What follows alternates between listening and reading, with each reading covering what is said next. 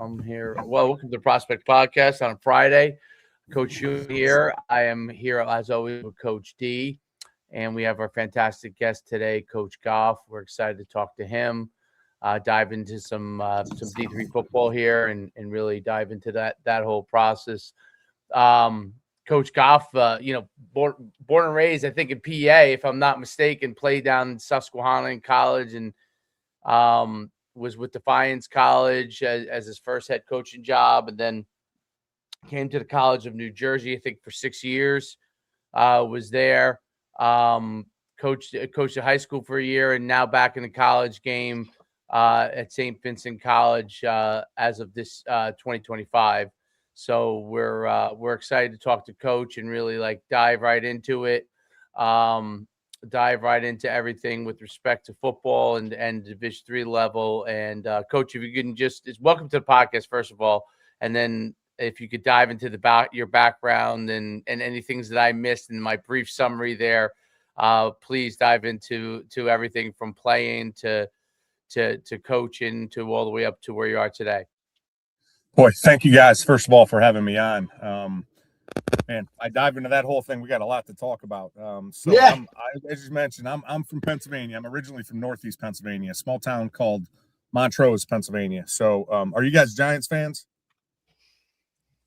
I'm a Cowboys fan, Coach. God, that's gross. I'm more so this week. I'm more so a Giants fan this week with the new hire. That's for sure. I'll give you that.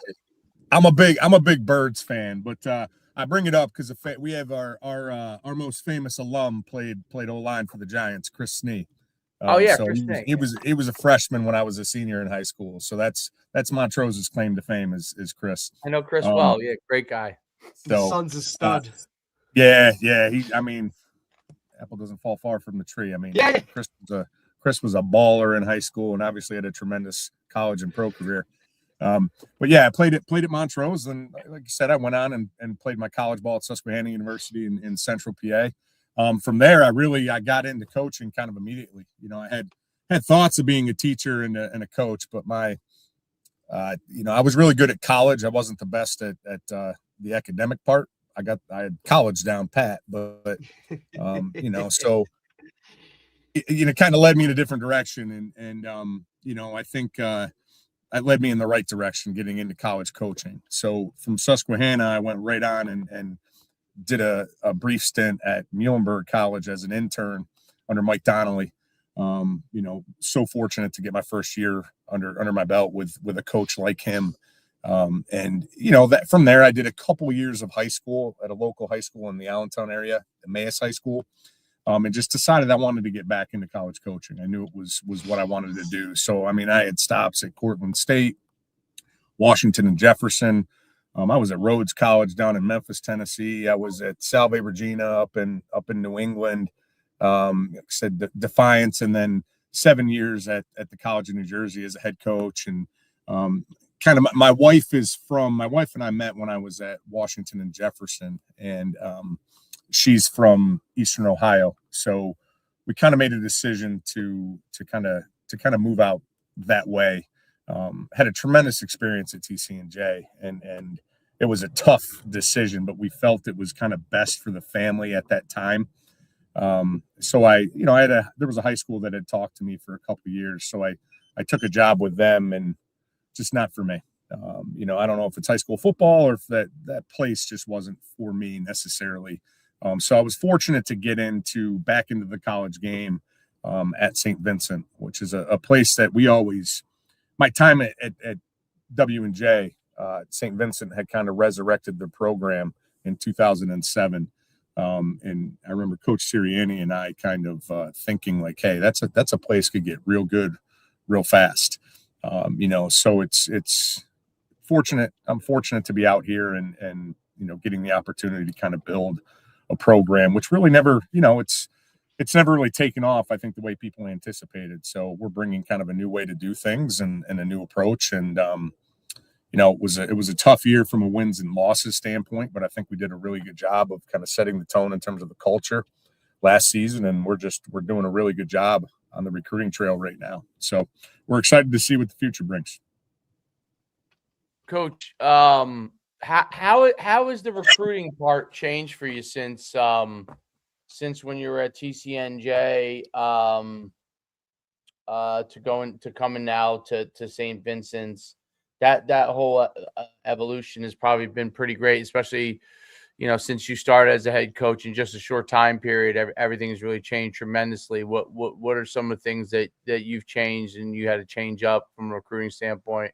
Well, we have TC&J is, you're really specific in terms of who you're targeting from an academic 100%. perspective. And it's not like St. Vincent is a bad school academically. I mean, we're actually, our profile is continuing to increase. I mean, the average GPA of our accepted students school wide right now at St. Vincent is a 3.9 GPA. But we have access to kids that we probably didn't have access to at TC&J.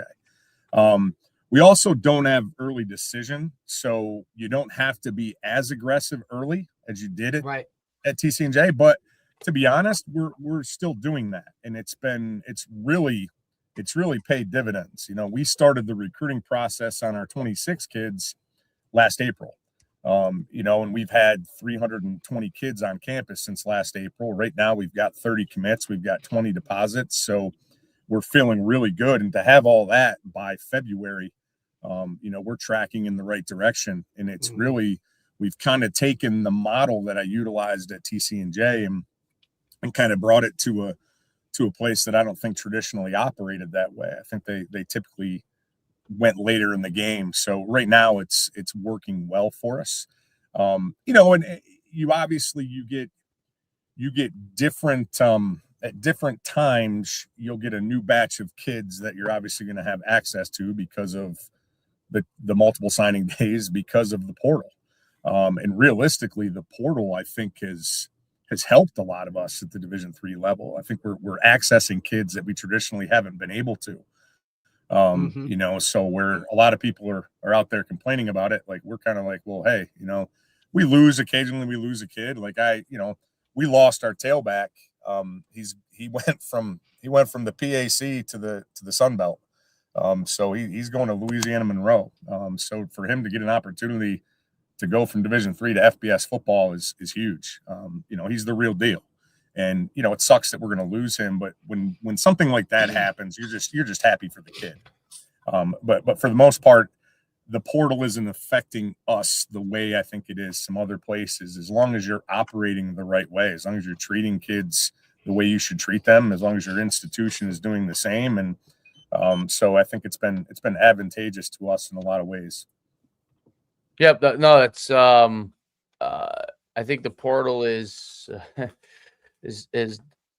potentially a huge avenue for a lot of coaches if you know what you want to get out of it.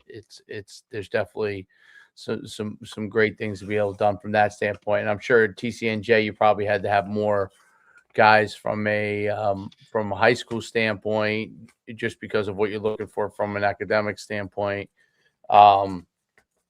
Because it's hard to get the transfers at the same academic level always.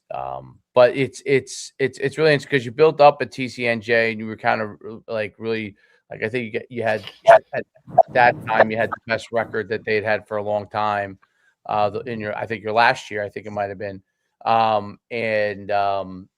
What's kind of the difference like from where you were at TCNJ to what you're kind of looking to accomplish and change at St. Vincent's? What are some differences and similarities between two places?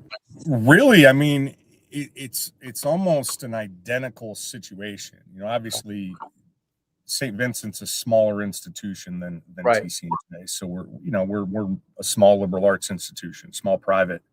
We've got 1,400 students compared to, at TCNJ, wow. We had close to 7,000.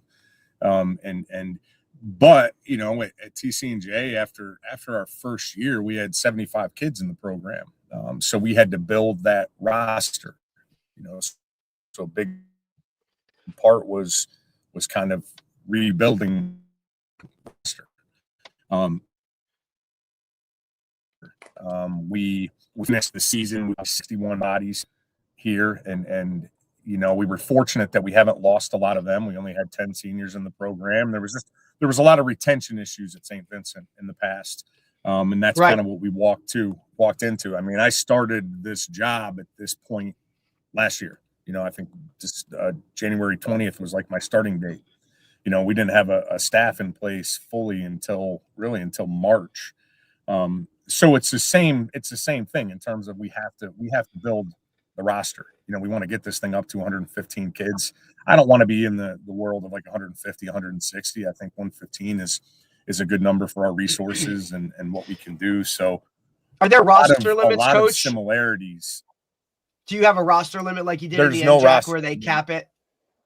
No, that's awesome. No, not in the Pac. No, I mean there's some schools with massive rosters in our conference, and I think everybody would like that if you've got the facilities to handle that. Because the last thing you want to do is to bring 160 kids in and not be able to put them anywhere.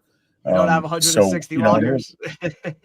Yeah, exactly, and that's when you start towing the line and lose kids when you bring in too many kids and you can't give them the same experience as your upperclassmen or whatever that might look like. So, we want to build the roster up, which was the same situation at TC&J. And then the other part is also kind of teaching them the things that need to be done when no one's looking, from an off-season perspective, having a full understanding of there is no off season. Like, hey, I did my exit meetings for the season, and kids were talking about, hey, it's the off season. I'm gonna trim down, gonna lay low. I'm like, you got this backwards. This is the winter season. This is when Pac titles are won. So no, you need to be in the weight room. You need to be putting on 20 pounds. I don't care who you are.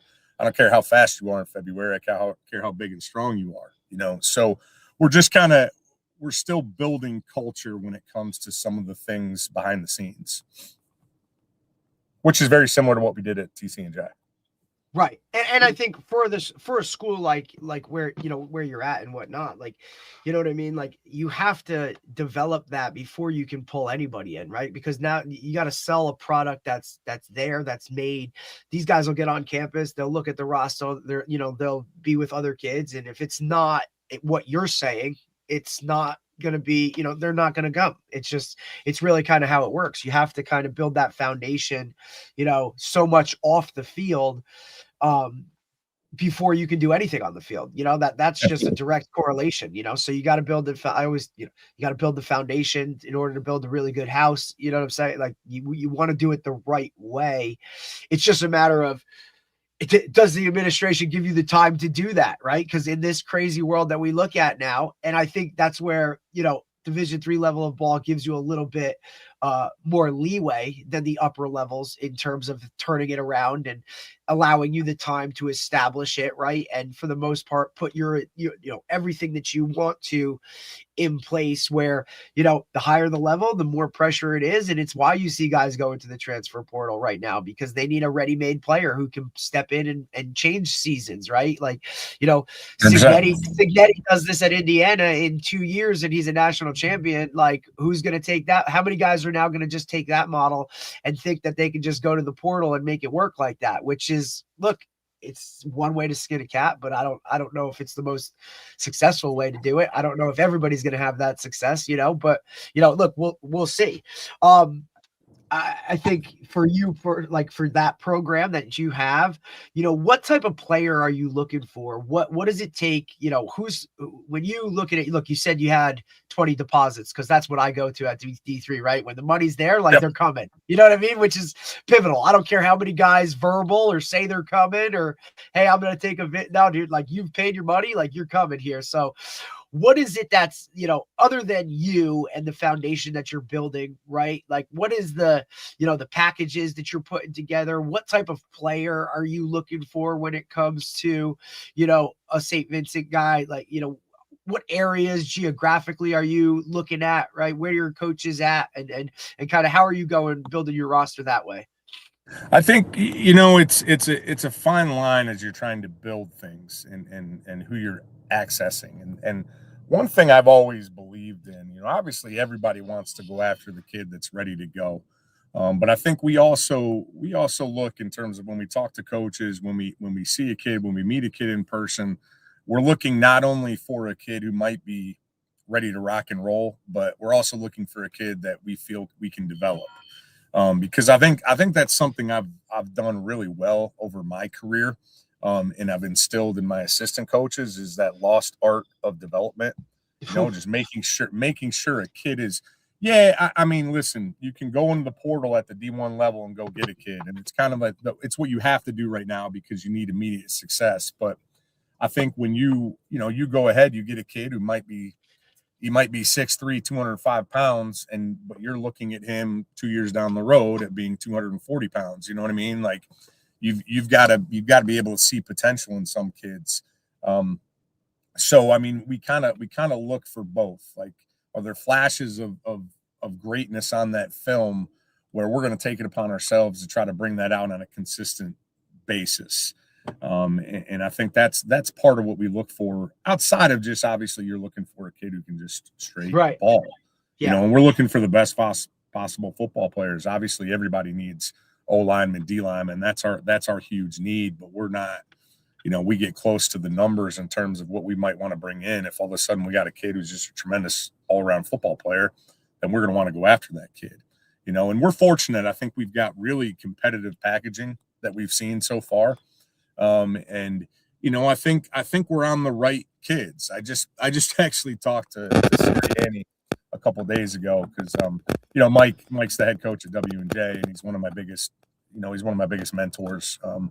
And I said, I'm kind of sick of telling kids like, hey, you're going to enjoy your time at W&J. Mike's a great guy. Good luck to you. I'm sick of having that conversation, but the fact that we are now in like a top 2, top 3 with a kid who's also looking at W&J, and we're about to steal a couple too, like that tells me that we're doing things the right way, on top of maybe getting some kids that are below everybody's radar that we think we can build and make them good football players down the road.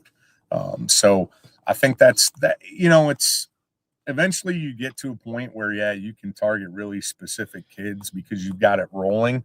But we're going to make sure that we're a little more flexible in our pursuits and give kids an opportunity and just, believe, not hope, but, we believe that our culture, our process is going to make everyone a better person, a better student, a better football player when they step foot on our campus.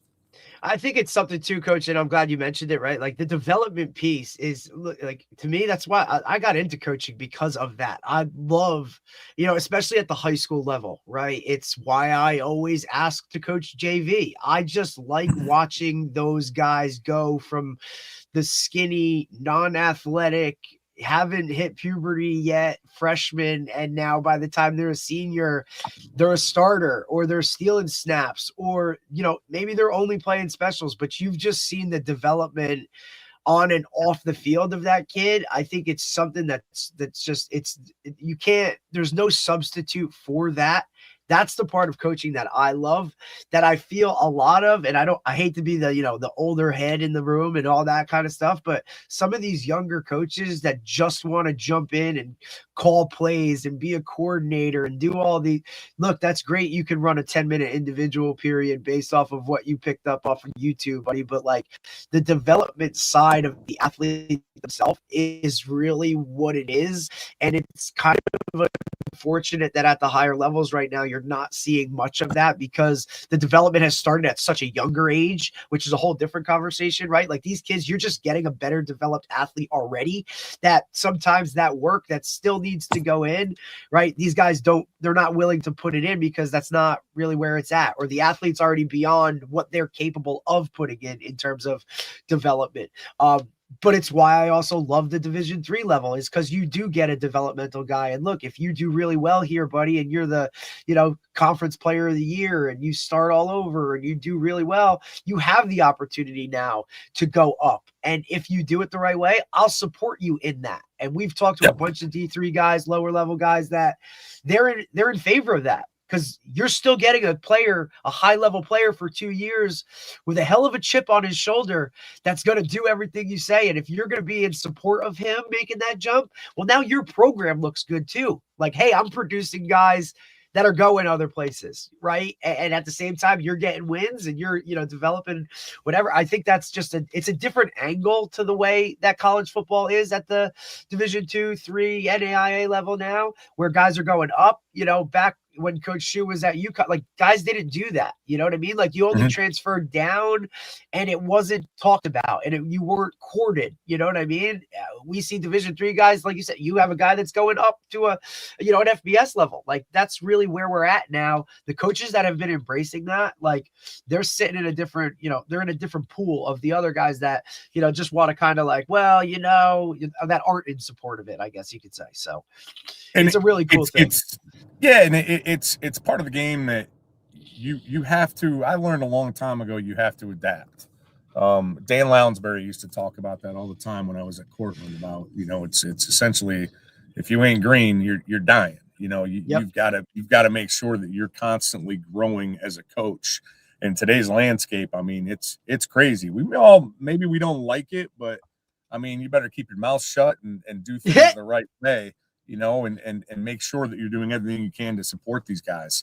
And because there's no doubt there's other coaches that'll use that against you. You know what I'm saying? Like if you're that guy, that's what hey, they'll be the first ones to negatively recruit against you or throw that out there in the meeting. Oh, you're looking at this guy? Well, guess what? They're not going to let you do that. Or you might have dreams or aspirations of this, but that's going to be shut down real quick when you get there. It's just that's how some guys do it. Occasionally, you're going to lose a great one. I mean, Christopher Newport just lost Connor Berry, who's a hell of a quarterback. I saw that. I saw that. Yep. That's insane. That's a big move. That kid put up crazy numbers this past season, and he's the real deal. I mean, he's a very good ball player. And you just obviously they don't want to lose him, but I mean, you can't fault a kid for making a jump. Right. That's one of the biggest jumps. That's one of the biggest jumps in the portal, like so far. From the NJAC to the Big Ten, like that's woof. Yeah, that's monumental. Yeah. Yep. I know there's another lineman. There's another big lineman too out west at a school I saw that was making the jump from 3 to 1 or like you're now like 3 to 2, 2 to FCS. Like we're making jumps of this magnitude or levels and acute the positioning. Yep. So interesting quarterback because I would have thought maybe in the past that they would have been concerned about maybe like the DB speed level that differences, but it's amazing that like if you're good if you're good enough and you do well enough, like there's obviously it's a different type of if you're good enough now. I feel very bad for most of the high school athletes and stuff. By the way, just judging by my comments when I posted some of these things about like parents and athletes have to be aware of where they're at and choose the right situation for them, not just about like, what your dream, I don't want to be a dream killer, but you know what I'm saying? Like find people that want you to play in their program and go there. And I can't tell you how many coaches too, by the way, I'm shocked by, but like coaches, parents, kids, that's that's why that D1 program stinks, or that's why that's why these. And I'm like, dude, people have to live, like everyone has dreams. There's no doubt, and you should strive for the best you could be. There's no doubt. That's what everybody should be doing. But in order to be the best that you can be, you have to take advantage of the opportunities that are available to you, right? If you never get an opportunity, then you're not being the best that you can be. Meaning, if your dream was to go to Penn State, right, and you poo-pooed everyone else and went nowhere because of that, well, you're not being the best you could be because you didn't take advantage of the opportunities that are there, right? You could go to St. Vincent College, become a superstar. Who knows what happens from there, right? So. And being a team player and all those kind of things. But I just think that there has to be, and I'm curious what your has to be with some of the players in this process, because I'm sure that's probably the hardest part at Division III level is like, hey, here's the opportunity where these guys get these, like, some players get delusions of grandeur and that like this might happen or that might happen and they waste their opportunities. I would love for you to talk about that, because I'm by the way so flabbergasted as someone who is a part of this whole kind of recruiting process stuff with the showcases around the country for so many years, and seeing so many athletes, from top athletes to Division III athletes. And I used to be amazed then when there were more opportunities, but there was less information, how delusional people could be. Now there's plenty of information, plenty of opportunities, okay, Yeah. and plenty of the ability to educate yourself, and yet there's more confusion and more unrealistic expectations. Talk a little bit about like what you try to help these parents and athletes understand to the best of your ability from that standpoint. Well, I think we try to be very upfront with kids, in terms of what those conversations look like.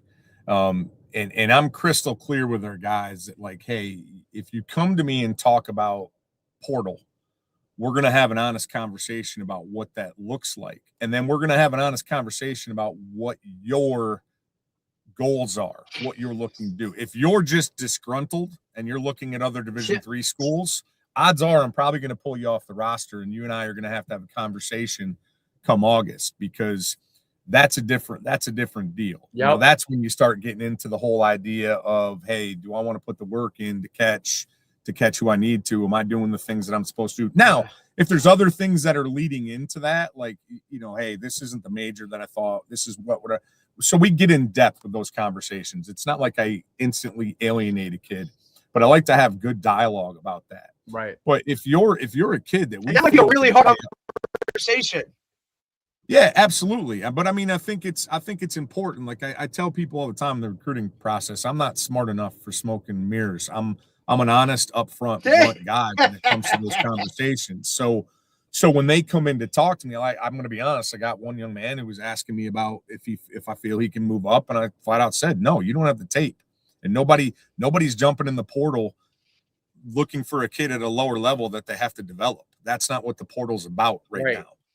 So we had an honest conversation about that. Now where Julian, our tailback, who's going to Louisiana Monroe, he sat down and he was like nervous to talk to me. Yeah. And he's like, Coach, I got something I got to talk about. I said, you're going in the portal. He's like, yeah. I said, I knew you were going in the portal. Like I've just had that sense. Like you've always wanted something more. You've wanted that opportunity at a higher level. So now we'll get on the phone. We'll talk to who we need to talk to, but just be smart about your opportunities. Make sure you're taking it. So we tried to help as much as we could through that process. Now that process, I mean, you got agents involved, you got all kinds of crazy stuff going on that I mean, hey, it gets to a point where I'm hands off. I called a couple coaches, did what I could do, and now it's go do your thing. But because it's a whole new avenue with the NIL added in, and but I just think what's important, as always with everything, is just be honest and upfront in terms of your conversations with kids. Now, occasionally a kid's gonna get pissed. It is what it is. I mean, you're trying to help these kids become adults, and then that's where parents can become a problem, because even at the higher level, you've got some. I don't know what it is, but you've got some parents that just feel they need to protect Timmy, in every aspect of everything he does, and not let him grow and have real conversations. So, we're fortunate we don't deal with that a whole lot, but you would be shocked. People always talk about, hey, you're a college coach, you don't have to deal with parents. You're like, not anymore. That's not the way of the world now. Absolutely not. You do. Look, even from my time at Division III, like, it is totally different. A lot of my coaches, like the amount, like Derek, you'd be shocked in how much communication I have with parents now at the college level. It's unlike anything I've ever seen, whereas that was never the case. Like, you dealt with it on your own. Parents literally sat in the stands, and that was the end of it. And you know what?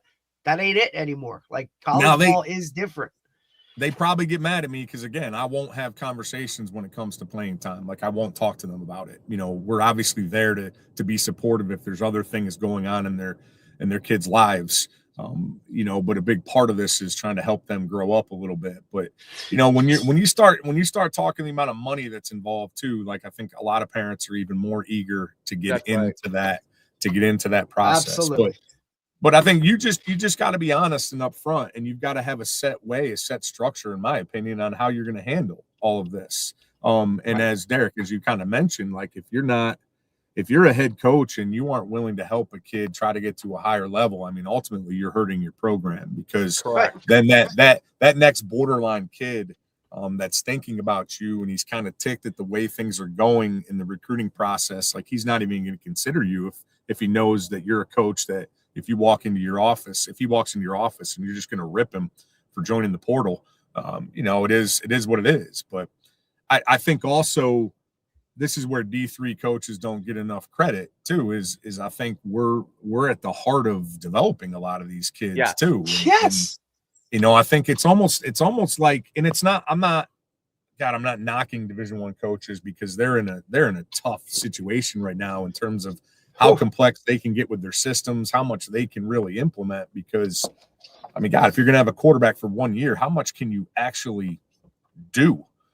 Right. How do you even get to know the kid, like, on a different level? Like, you don't even get 4 seasons with, you know what I mean? Like, you don't even get a year cycle. Listen, outside of their paychecks, I don't envy coaches at that level. Right now, their paychecks aren't bad. It's what you see a lot of college guys.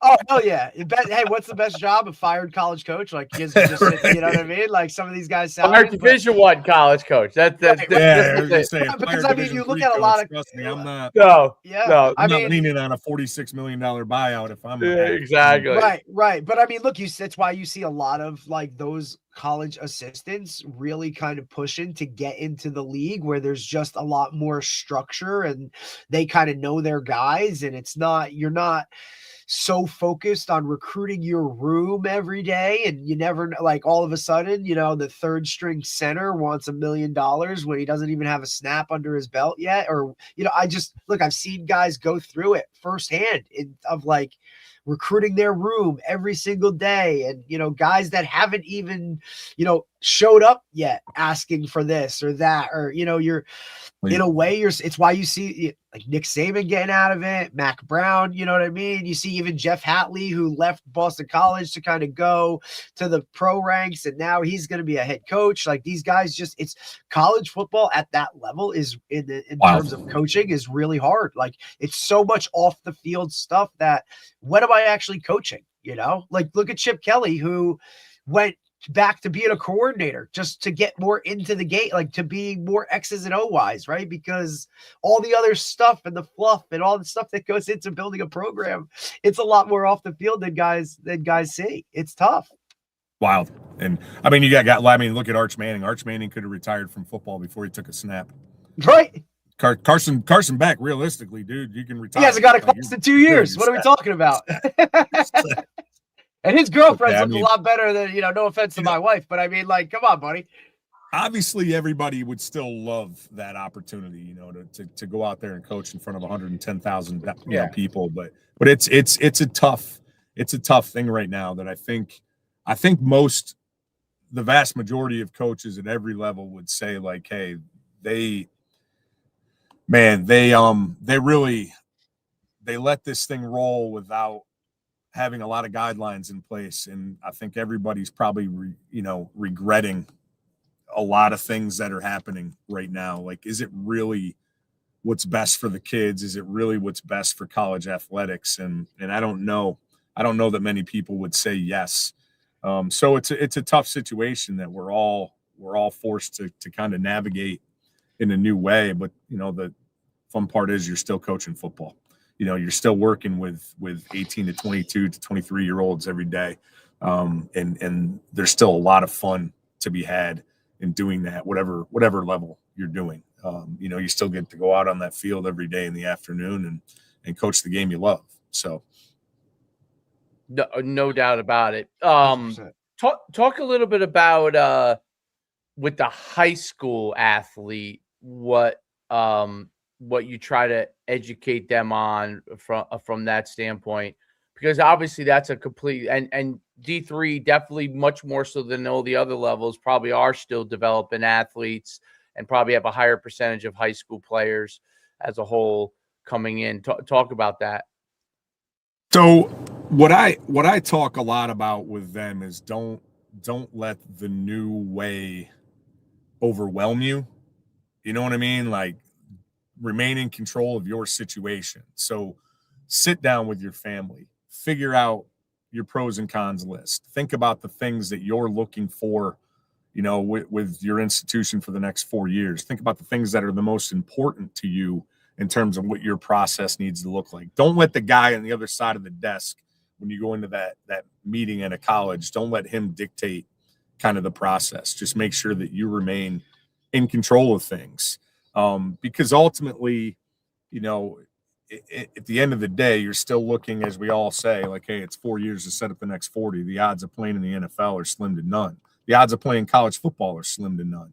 When you look at the percentages of kids that actually go out there and play at any level. So, and with coaches having access to everybody, really just have I think it's important right now to have a game plan together in terms of your recruitment, and make sure you're looking at schools that make sense for you, so you don't get drowned down by the process. And then also, as Coach K used to say to his kids when they arrived at Duke, it's run your own race.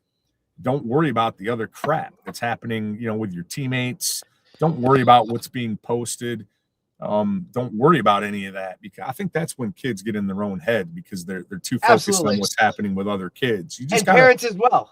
Yeah. Oh, absolutely. Because Why is my son dominated that kid? Like, why is he getting a look and I'm not? Many benefits that social media has brought in us, it's also brought that many negatives in terms of, look, like, the only things we're seeing on social media are the smallest percentage of success of what's happening at the Power 5, 4, whatever you want. You know what I mean? Like, you're seeing all of these things that happen the least, and a lower level, guy that's and for parents that don't know any better, or are not willing, like, Dave alluded to it earlier about, like, not willing to do that extra research to go find all that extra stuff. Like, if you're not in it, like Dave and I are, like, on a daily basis, because it's what we do for a living, right? And it's why I think, as it's a benefit to me being a high school coach, where I can tell these guys firsthand kind of how things have changed in the recruiting world, or what the trends are right now, or that just be plugged in on that level to help them understand. But still, at the end of the day, it is a comparison game where mommy's sitting in the stands and little Jimmy's going to this trainer over here every other day of the week. And, oh, well, if little Jimmy's doing that, then Billy's got to do that. And, like, it's just, everybody wants to compare and contrast, but the run your own race thing is one of the biggest things I try to stress to my guys and everybody in general, of, like, every program is different. Every coach goes about it different. You go to a camp and the guy that thinks you're a freaking quote unquote 5-star, like, you might be a 2-star to somebody else, dude, because that's just what it is. And then look, even Nick Saban's like, well, these guys giving out stars don't know shit. Like, it's just some guy that's like, hey, whatever, everybody can give a star. Nobody asked, hey, where'd your stars come from? Like, it's how much did you pay for those stars?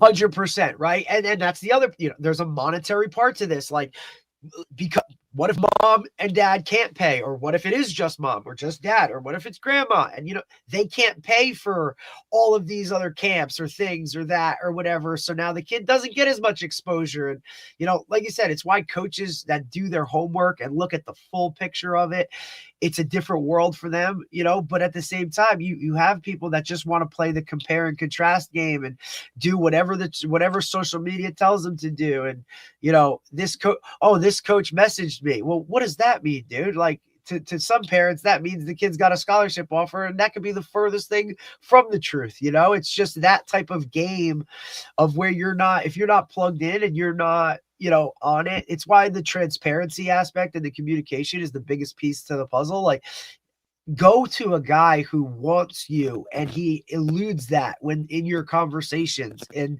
when you message him, he answers you. There's not a, you know what I mean? Like, it's just all of that of in terms of, when you're making that choice for the next level, like, go where you're wanted, go where you can personally grow and do all of the things that check your box. Don't compare it to the guy that, is at the school across town and he's got, 30 offers. You can only go to one place. You might be able to go to one place every 4 years, but it's one school for the most part. So pick the one that wants you. And I don't think guys understand that, or they just get so wrapped up in all of the glam and what football can do for them. You know what I mean? Not the game itself. They love all that other kind of stuff. And look, that next level is different. You get humbled real quick, Yep. And the other part of that, I think that I try to echo to Division III recruits is also go to the place that makes sense for you. So it's not even just, coaches are going to come and go, especially part of my responsibility is to help my assistants become head coaches, to help my positions assistants become coordinators. So you also want to go to that place that you got to think about your career. So especially if you're paying for your education, if you want engineering, you probably should go to a school that has engineering, and just make sure if you want a small school, you better be looking at small schools, all that type of stuff. And hey, do you want to go to a cold school? Do you want to go to a warm school? Like, do you want to go to a small place like St. Vincent, or you want to go to a Penn State? Like, like those things factor. It's why I still stress, man, you guys got to take visits. You got to get boots on the ground. You got to go and actually see campus, because for as much as your time is spent in football itself, like, you still have to be around other students. You still have to be on campus. You're going to have to be there when there isn't a game that week, like in the off season. And what are you going to do? Are you used to a big school? Do you lay at a small school? Like, what's going to put you in the best place? Maybe you struggle academically, but this place is gonna study hall you and tutor and have guys that are hands-on when it comes to that, and they're gonna help you pick your classes where you're not doing your own. Go to those places that they're going to invest that in you. I know every place has a level of that, but for you personally, what's going to work for you? And that's where the self-awareness comes in too, though, like, right? Because you have to understand what you need, or mom or dad might, they have to be plugged into it. You can't be just going off of what somebody else did, because that's not the race that you're in. Yep. 100%. No doubt about it. Coach, your off-season program, you talked about like how you want to get them bigger and stronger. Like what does your program look like? What are the key components of that you have them trying to integrate in order to get that year-round development? Well, we're fortunate. We've got a tremendous strength and conditioning coach, Omar Ward, young guy out of Seton Hill, and he does a lot of our programming. But he and I interact because we're in that phase right now as Division III coaches, where it's at postseason, it's a 3 to 4 month period where we can't really have our hands on the kids. A lot of what they're doing, they've got to do on their own. We've got to make sure that they're setting up times with their strength coach, and they're motivating themselves to get their butts in there.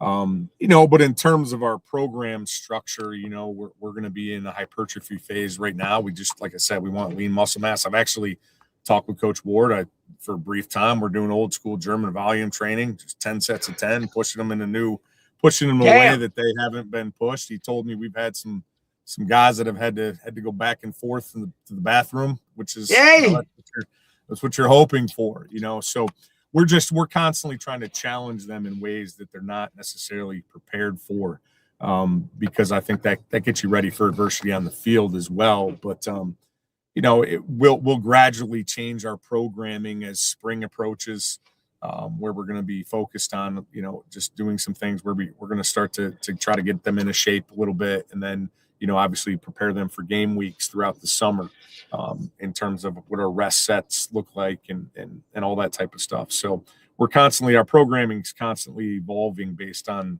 the time of year it is. But ultimately, like, we're in that phase where you just hope your culture has set things up to the point where the kids are gonna put the work in that's necessary, because technically we are not supposed to be, kind of in there with them or mandating or monitoring. So, that's where it really falls on our guys to get it done. Right. Is that a Division III thing, or is that okay? Yes. Yep. Oh, okay. Because that I guess that's part of like being at the Division III level. They want them to have that student first. Yeah, I first. get it. Now, I get it. As Yeah, football no, look, coaches, as football obviously, coaches, I went to. Yeah, no, go ahead, Coach. Go ahead. We talk about how there's all this emphasis on safety, as there should be, right. And we're so as a football coach, I'm going like, well, I should be able to monitor like the thing that's going to keep them the most safe on a football field, and that's putting on a layer of armor. But it is what it is. So our kids do a great job of staying on top of each other, and peer pressure's a heck of a thing when it comes to driving a student athlete, and competition's a heck of a thing. Right. Absolutely.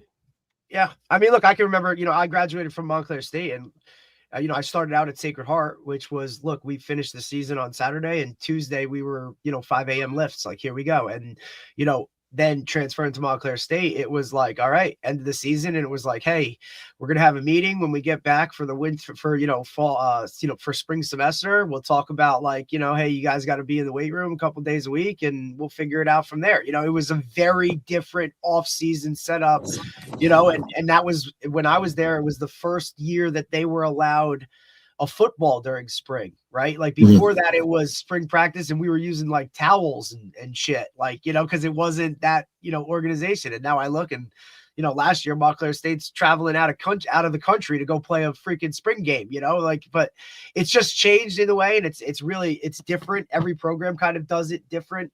But across the, that landscape, and that's why it leads me into my next question. Cause like staff wise, what do you have at St. Vincent? How many full-time guys? How many volunteers? Like, is your strength coach, like the strength coach, I'm assuming is like a school-wide strength coach, and he works with multiple teams and that. How does the structure of the logistics of your staff work at St. Vincent? So we're fortunate in terms of I've got 2 full-time guys on the offensive side of the ball. I've got 2 full-time guys on the defensive side of the ball, and then there's myself. Wow. Nice. So we've got a pretty good structure when it comes to our full-time coaches that are in the office. I'm sorry, actually three full-time on offense. So we've got 6, including me. We have 6 full-time guys. Very good. And then one of our part-time guys is a retired guy, and so he's a full-timer. he's in all the time, and then we've got a couple part-time spots. We're trying to work something out in terms of an intern position or a GA position. We'll see how that all goes. But, obviously everybody would want more coaches, but in terms of our full-time structure, it's really good, because that allows us to have 6 guys on the road recruiting, which is so key. Obviously it's awesome for game planning to have everybody there throughout the season, but then to be able to send everybody on the road and really, make sure, like we made sure we were in every WPIAL high school this past season. We were going to emphasize Western Pennsylvania in terms of recruiting, and to have the staffing situation that we have made that a possibility. So we're pleased. We're in a good situation when it comes to staffing. Yeah, and that's a great spot, because like again, to just reference what I know, right? Like when I was there, Montclair State had 2 full-time guys. That was it. Everybody else was a high school teacher or was a friggin' state trooper, these guys were rolling into practice, after warm-ups already happened, because they were coming from their day jobs. Like we know look, we know nobody does this for nobody gets into the D3 world for monetary gain, for the most part. The money isn't, it's definitely not what it is at those higher levels and whatnot, but to have, and by the way, not have that money backing your pay, not getting paid that, but also the expectation of you're still supposed to do everything and win and do all those other kind of things, But I just think when you have those staffs of guys that are there plugged into it. And now the recruiting piece is so pivotal where guys, you can now divvy it up and you got these counties in this state and you got this, and it allows you to be more hands-on, which is what the recruiting world is right now, right? In terms of all the, with the social media stuff and whatnot. You have anything, Dave? If not, I have another question I was going to ask, but if you have something, go ahead. I have some more, but go ahead. No, I was going to ask, Coach, in the recent years, the trend I'm seeing is there's a lot less foot traffic in high schools themselves, right? Like boots on the ground. Hey, St. Vincent's in today, or now at the D3 level. Yeah, I see there's still a steady stream of those schools and whatnot.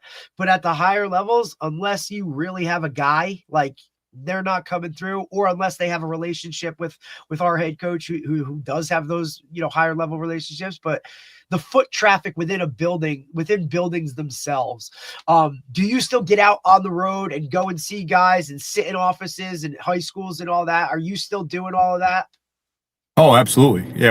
Like I said, we started last April. We stepped foot in every school that's in the WPIAL conference. Like we were in all of them. We're in all the Pittsburgh city schools.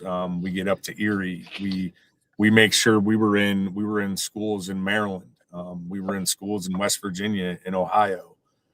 We were in schools in Buffalo, so yeah, we make absolute certain that we are still going in, pulling kids out of class and having those conversations with them. Like we'll probably, within the next couple months, we'll probably head out again to kind of revisit some kids that are looking to make decisions. And then come April, we're going to go right back out and start it all over again.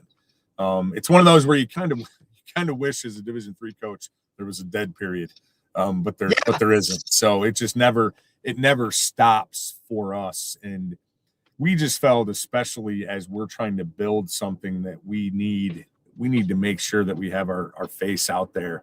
And I think it's, one of the best ways to establish that initial contact with a kid, and then take the conversation to a different place. I mean, and don't get me wrong, like there's a lot of places that we aren't going to go, but we're still going to recruit.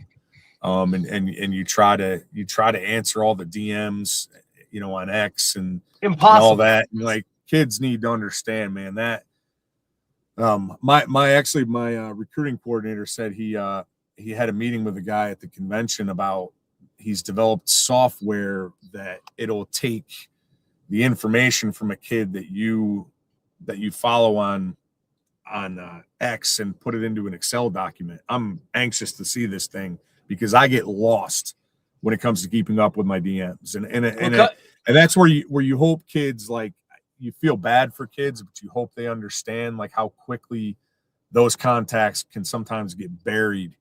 So it's best to just like make sure you're reaching out to coaches directly, and that's why I think it's important to step foot in schools as well as a coach. And that's why we make sure that we do that in our local, especially in our local area.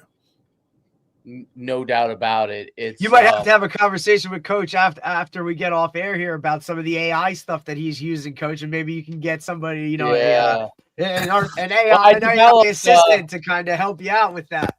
Yeah, I developed the portal, and I'm almost finished with the high school one. So I developed it's an AI-based transfer portal model that you can actually go in and search, and you could go in and say, like, find me the best Division III players available in Pennsylvania that are in the transfer portal, right? You type that in. Like, the better you prompt it, the better it is. But yeah, it'll grab for you. It'll give you, and you could do an analysis on them too. So it does an AI analysis on, so it'll grab like all the statistics and kind of all the information that's been out there about them, like let's say his season, stuff like that, all the sources, and then it pulls it right in, and then it gives you like a quick analysis and summary too.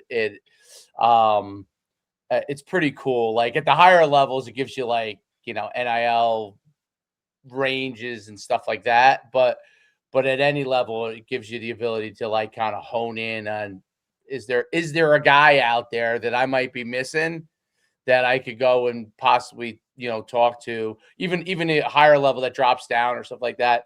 I'm developing the same thing it's done at the high school level. I'm just getting the source, the pulling of the sources refined.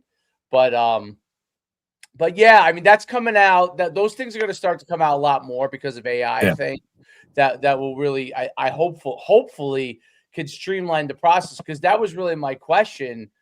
My next question for you is like, how do you sift through it now? So Because much.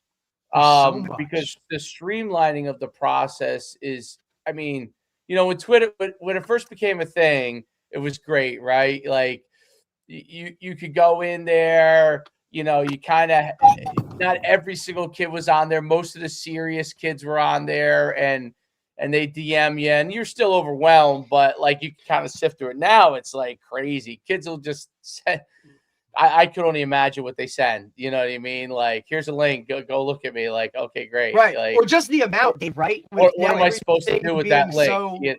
Right, with everything being so easily accessible, right, and recruiting being on such a national level now, with how easy it is for a guy to, from California to send coach like you a message about like, hey, I did this or I did that. Like, it's just so much easier now than it took a little effort to, get your tape onto a DVD and send it out. Like, Yeah. So my question is, like, are there things that you're starting to do? And it sounds like, because you talked to this guy about like getting the Twitter to come out into Excel for you, the guys that you follow and stuff. But which, by the way, I could do for you in probably 30 seconds if you wanted me to. You wouldn't have to pay $10,000 for that. I could go and scrape that for you, and put that on the spreadsheet for you. You'd have your guys. But I do that for you for free, Coach. Yeah. But is there something that like you're starting to, like, I don't know, like, is it going back to high school coaches for information? You know what I mean? Like, because I feel like things start to go around in a circle, and that, like, when information becomes readily apparent, like, okay, great, I have an advantage. I can get access to a kid quicker than maybe other guy who's not willing to use that technology. And then all of a sudden it becomes overwhelming. And then it's like, wait a minute, maybe I should go back to, maybe getting the information from sources that I know these kids a little bit better. Talk a little bit about that. Is that something that's evolving for you? I still think the best way to go about it is to talk with coaches, and make sure a kid is a match, because you can occasionally get on a kid that he may look great to you, but there's a backstory that you need to know about. And the only way to truly get that is to go to the guy at the source of things. And also I think you have to do your due diligence in terms of weeding out whether or not that kid really makes sense. You might have a kid. We're in Western Pennsylvania. I might have a kid from Arizona reaching out to me, but does that make any sense at all? Is this a conversation that I'm going to dive in deep because the kid has the means, or the kid really wants to go? So one of the first things I ask is like, okay, hey, how'd you find us? What do you know about us? Why are you interested in St. Vincent? So I want to know if this kid is just saying, because now we even get from recruiting services, you get those prompts that it looks like it's a personalized email, but we're onto that too. We know when it's of course. Not, we know when it's not personalized, and so some bot, like, yeah. And now, hey, Coach Goff, really interested in the success you've had at St. Vincent. I'm like, yeah, you're like, buddy, we were 2-8. Like, what do you like? No, you're sending to me, hey, I'd love to help you turn things around and have an opportunity to do that. But yeah, but it's just, so I think you still, as a coach, you just can't dive on every kid that reaches out. Just like I tell kids the same thing. Like, if you're a local, if you're a homebody, like, you probably don't need to even respond to that school from Iowa that's reaching out to you. What's the point? What's the point of diving into that conversation? So I think it's similar for us as college coaches, where if a kid, especially from a long way away, if he's trying to make a connection and there is no connection, it probably doesn't make sense. Now you dive in, you reach out to that kid and you ask those questions, and all of a sudden he's like, yeah, family grew up in Western PA. Like, my grandparents still live in McKeesport, like whatever that might be. Like, you can then, all right, this might make sense to kind of establish something and start this conversation. But I think we still, as college coaches, you have to be conscientious, and you want to be efficient with how you do things. So sometimes it's a matter of just realizing, like, all right, this isn't a road I can go down, and you have to do your own due diligence to get to that point. And then obviously, as you get in deeper with a kid, you got to make sure that you're still doing things the old school way. In my opinion, you still got to talk to the head coach. You still got to have the kid in front of you. What's wild to me is these places that'll they'll bring a kid in for camp, and the kid never visited campus. It's wild. That blows my mind. And that's where the whole offer stuff comes into play. Like, I know everybody does it now, and some places that offer means more. So because some play, you're in, Jack, you're talking about a roster restriction. So it's a different animal. Right. And sometimes it's just a shiny thing to make a kid feel happy. But, you'll every year around the same time, there's certain schools that all of a sudden you see about 700 of these offers out there. And they're the kids that I had a conversation with a kid that we had in our freshman class last year. He said he got 2 offers on 2 separate occasions from the same school, and he never had a conversation with a coach. It just wasn't, generated to go to the emails. And so we avoid that game. Names on a list, so that means he's going to get an invite. Look, Coach Schumann and I still get offers, Coach, because we're on. It's hilarious. Like, Dave will always send me a message. I get invited to campus. I got another invite. I haven't got an offer in a long time. I think they cleaned that up, but I still get to invite to campus every once in a while. That's because you keep using that young picture of yourself on all your promotions, man. That's why. Like, people don't know. Are you telling me I'm not young, Coach? Come on now. My barber, every time I get everything shaved off, tells me I look 10 years younger. When he lets it go for a little while, buddy, I'm telling you, it's kind of funny the things that he gets. But look, even Coach Schu's, like, his inbox is constantly like, by kids, parents, like, hey, Coach, some guys have no idea that, like, we aren't even college coaches. Like, we get these things thinking, like, hey, Coach, I'd love to visit your campus. It's like, I'm like, what are you talking about? Like, I would love to start. I have a workout center in my garage. You guys aren't starting Bishop Sycamore and New Jersey version there. I think it's all a matter of like what kind of game you want to get into, and we don't want to get into a game. Like, we don't, I don't want to play the game as a coach. I think there's too much at stake for the kids, and there's too much at stake for you as a coach. So, I think we still have kind of an old school approach when it comes to a lot of that, and that's what helps us kind of sift through a lot of the excess as well. Is just, you just pass things along to your position coach, let them do evaluations, let them, you don't try to do it all yourself as a recruiting coordinator, as a head coach, and then just make sure things are making sense for everyone involved. I always talk to recruits about the fact that I think part of my job, my administration might not agree with me on this, but my job isn't always to make sure that you think that St. Vincent is the best option. I think part of my responsibility is to just help you try to make sense of it all and find the school that's the right fit for you, whether St. Vincent's that or if it isn't. I just think that's part of our job. Because ultimately, and I think that's, Coach, not to cut you off, but I think that's part of it too, is, look, it's about having hard conversations. And you know what? If this isn't the right place for you, I'm not going to try to force a fit that ultimately is only going to give me issues down the road and give you these issues as well. Because I could try and force feed this, and you may come here, and now all of a sudden it's not what you wanted or what you expected. And now we're back at square one dealing with this next offseason, or a disgruntled whatever who's now going to go badmouth my program to other places or go badmouth me. And now that hurts my program. It hurts what we're trying to do here. So I think the transparency aspect of it, and look, those are really hard conversations, just like Coach Schu and I, like, we care about our players on a different level.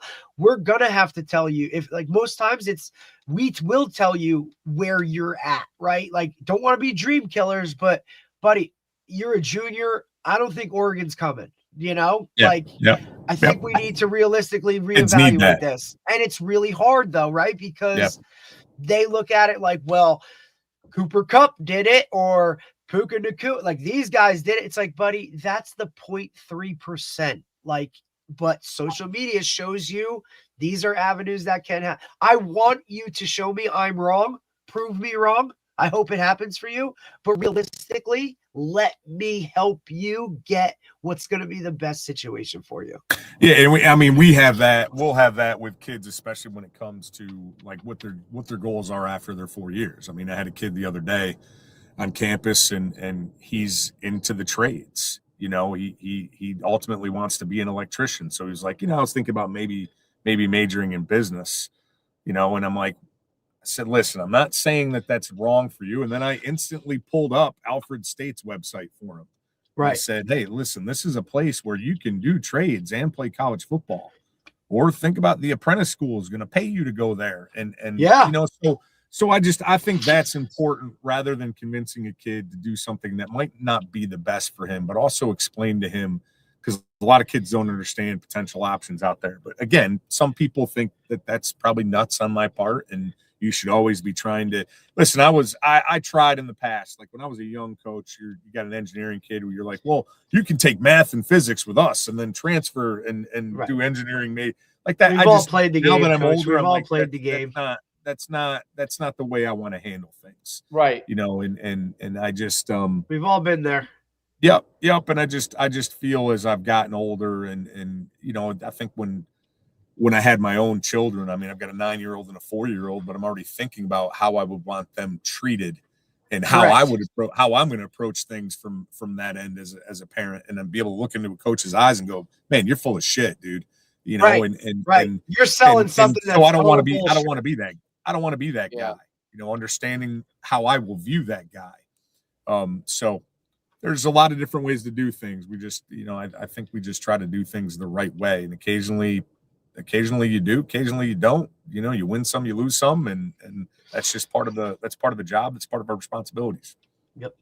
No doubt about it. Very, very well said. By the way, I looked, because I wasn't that familiar with it. I looked it up. It's really pretty campus. Really. Yeah, we've got to be. We're one of the oldest Benedictine institutions in the world. We're one of the oldest Catholic institutions in the country. So it's a really beautiful campus. We've got that's another niche for the program itself. Like that. Just the fact that religion is not. I don't want to say push, but this is what it is, right? Like that right there lowers the list. We always tell guys, when you're going to, like, say, these mega camps or any of this other kind of stuff, like, understand that guys that are there recruiting you, they're looking for a reason to cross you off the list, not add you onto another one. You're already there. You're on it. You know what I mean? Like, what's the reasoning that I can say, you know what? That's not for us. Move on. Because I have that many others to get through. And like you said, like where you are, location really matters. How have you seen, and not to cut you off, Coach, but like I know Dave was talking about your campus, but it kind of leads into where I'm at, like facility wise, right? What have you guys done, especially at the Division III level when you're competing with certain types of things? Like, look, like TC&J, there ain't much land to go build shit at TC&J. You know what I'm saying? Like, you can't really, it is what it is. Like, I've seen Montclair State literally turn every parking lot into a building or a dorm or something to try and, not be a quote commuter school, right? And I'll always compare it to that because that's where I went and done all that kind of stuff. But like, what facility wise, how does St. Vincent stack up, or are there things in the works for you? I know that relationship with the Steelers is probably phenomenal for you guys just in general with, like the field maintenance and facility wise and that, but like, how do you see facilities play a role in whether or not guys come or they don't? And, are there things in the works for kind of what you have at St. Vincent? I think it's still important, and when you draw a kid on campus, it's an important aspect, and because I think it's an indication of the investment into the program. We have that relationship with the Steelers, so I know we were talking off camera in the beginning, but I mean we have 3 grass fields, 2 grass practice fields. We also have a full length turf practice field that's utilized by soccer and by by lacrosse. And then our game field is a grass field that's only utilized by football. And when I say grass field, I mean it's NFL fields, like the Pittsburgh And that's Steelers. the trend, right? Like turf was a thing for a little while, and now it's circled back around where guys don't want to play on artificial surfaces. So come May 11th, like when we're done with school, the Steelers take over those 3 fields and they get them prepped for training camp. And then we maintain them when the season goes. By that point, I mean, our kids are playing on NFL fields. Like they're incredible. We have a weight room specifically for student athletes. We are building a brand new athletics facility that will be complete. It's not just staring at a rendering. It'll be complete. It'll be complete in April. Like walls and windows are up. They're actually laying the turf down inside now. Awesome. So it'll be a 60-yard indoor field, 2 full-size basketball courts, 2-lane track. We've got there's like a smoothie bar in there. There's a cardio room. So it's a legit facility. We're actually also in the process right now of building a brand new nursing facility. So they're adding that on to our science building. And we are not landlocked. I mean, we've got a ton of open space where if our institution wants to continue to expand, we can. Yeah. So, I mean, we're a place that's investing in everything, from athletics to academics, because obviously we want to grow that nursing program. So that's building. I wouldn't be surprised if we see some things happening with our engineering program soon, but, it really is it's a place that we're in a good spot in terms of enrollment. We're in a good spot monetarily. So, we're making moves and we're continuing to build and grow.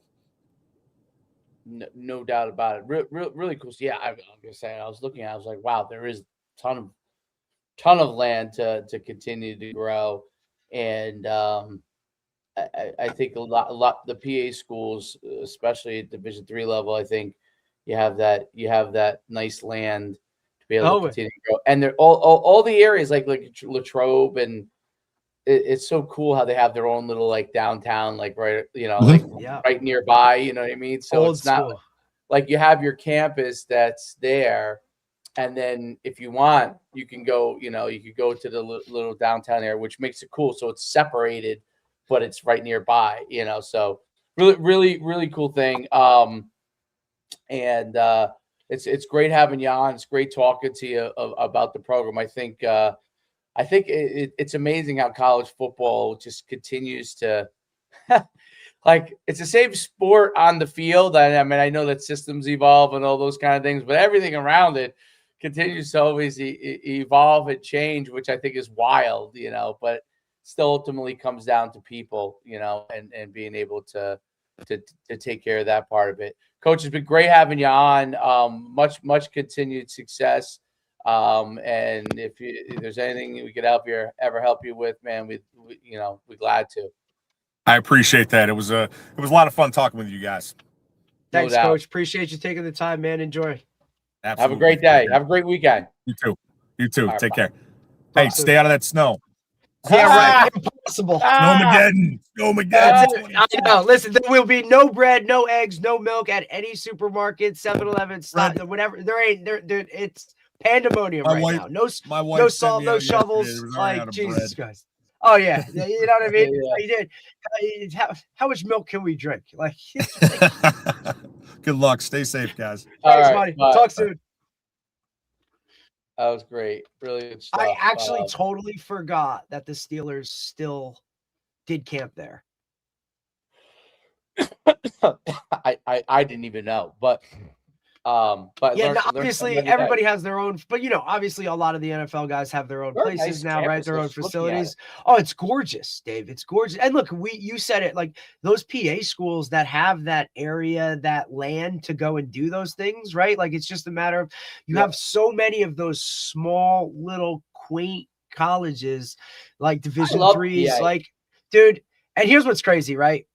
I mean, it's just that it's cold, like where we're from, but it's great. But that was obviously like the level that majority of my recruitment happened at was like a Division III, right? Like that's the type of player it was. And okay. But from the jump, I said, I'm not going to school in PA. I don't care what it is. I don't care. I'm not going there. What about Penn State? No, hell no. Even more so. No, I was never a Penn State type of guy. Like I never even, I just didn't like Penn State. I don't know. It was just one of those things. But for me, I literally crossed off Pennsylvania as a state. Like any school in it that talked to me said, look, coach, I respect it. Thank you. But you know what? Like, I don't want to go to school in PA. So I didn't. And that eliminated a list, a shit ton of schools for me, because that was the main, there's so many D3s in Pennsylvania. And when I crossed it off the list of like, it's just not a state I want to go to or a place I want to be, like, it is what it is, but I think it's also a benefit, I went to Penn State football camp. When I was a freshman in high school. Rutgers was as far as I ventured, buddy. Look, like they're not taking many 5'8" white guys who run a 4.7. You know what I'm saying? Like I wasn't on many big boards. So like, what are we talking about? But no, and look, I get it. Everybody's different. To me, the scariest thing is when a kid says, I just want to go where they give me the most money. It's the scariest statement I ever hear from kids, right? Like, buddy, that ain't the way to approach this, right? I get it. You don't want to pay for college, and that's great. I don't want you to pay for college, but it's got to be the right fit, dude. Don't just go to a school because they're going to give you this much money and you're not going to have debt or whatever. Like, it's really hard to force feed that and make it through when there's just so many factors and variables outside of going to school for free that play into what your experience is going to be there, I mean, look, for you, always going back to your recruitment too, like, I think it's like to have to say no to an Ivy League, I'm sure was incredibly tough. You know what I'm saying? But UConn was where you wanted to go. Dumb. The key word here, Derek, was I was you know what it was? You know what? I'll put it like this. And not that you would change it now, right? Like if you could go back, I'm sure you would have done something different, or maybe you went to a different place. But I mean, it worked out for me in life, so I there's nothing like I wouldn't be on this journey if I didn't take this journey. But and you don't know what you don't know. But I could only advise the next person, and so so I would say for my life situation at the time, the way I viewed it was we didn't have my parents were divorced. My mother was on welfare. Okay.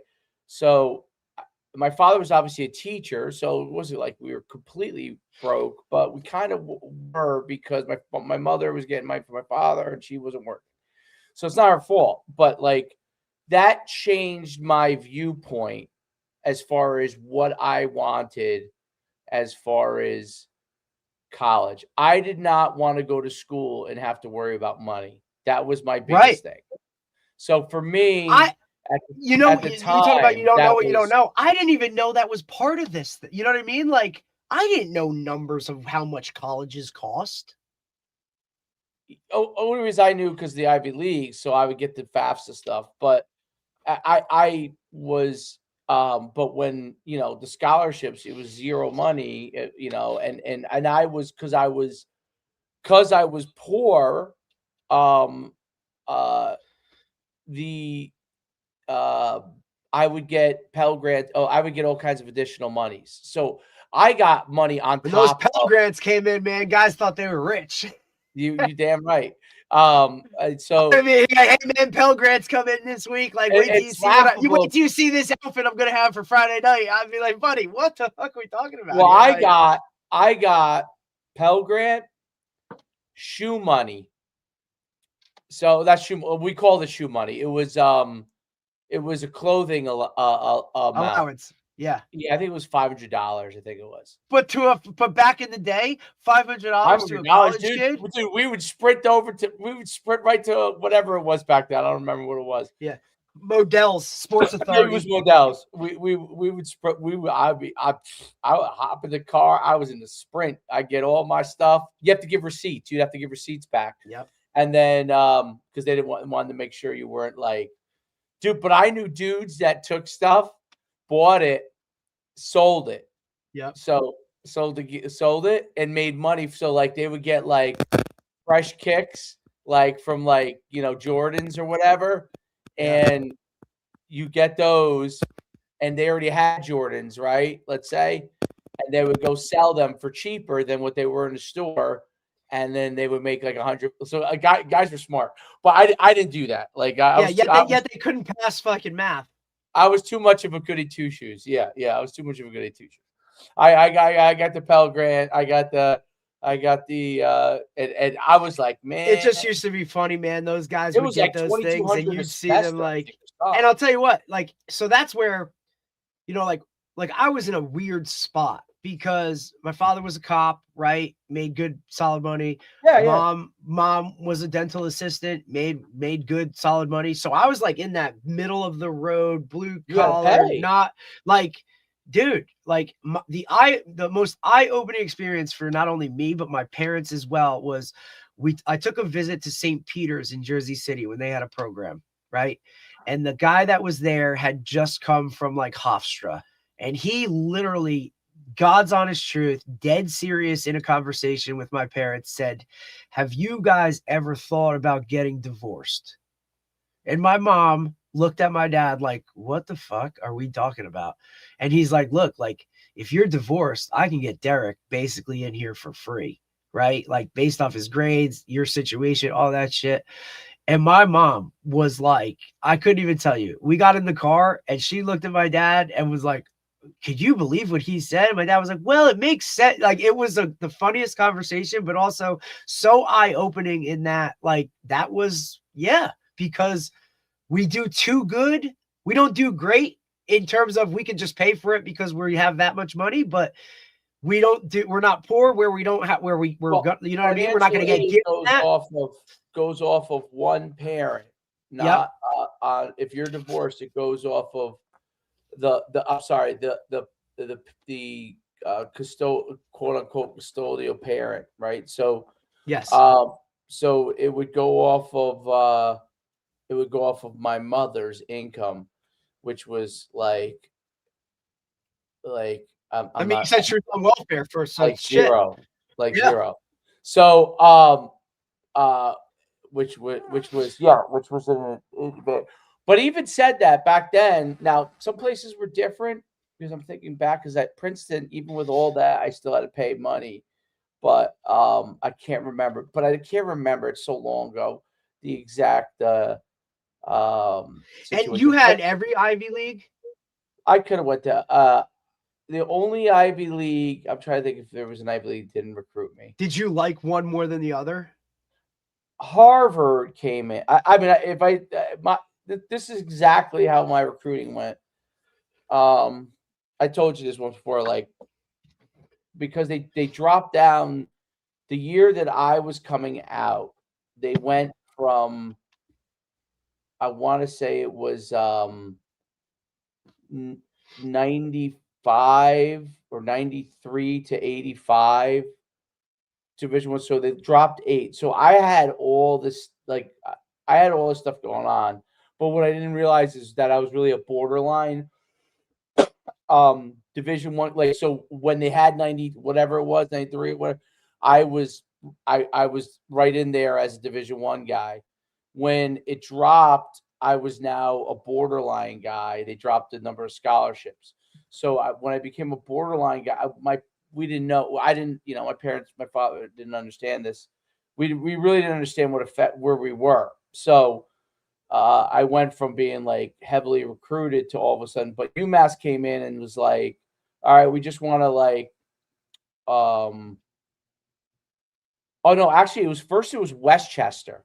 So Westchester came in Division II at the time.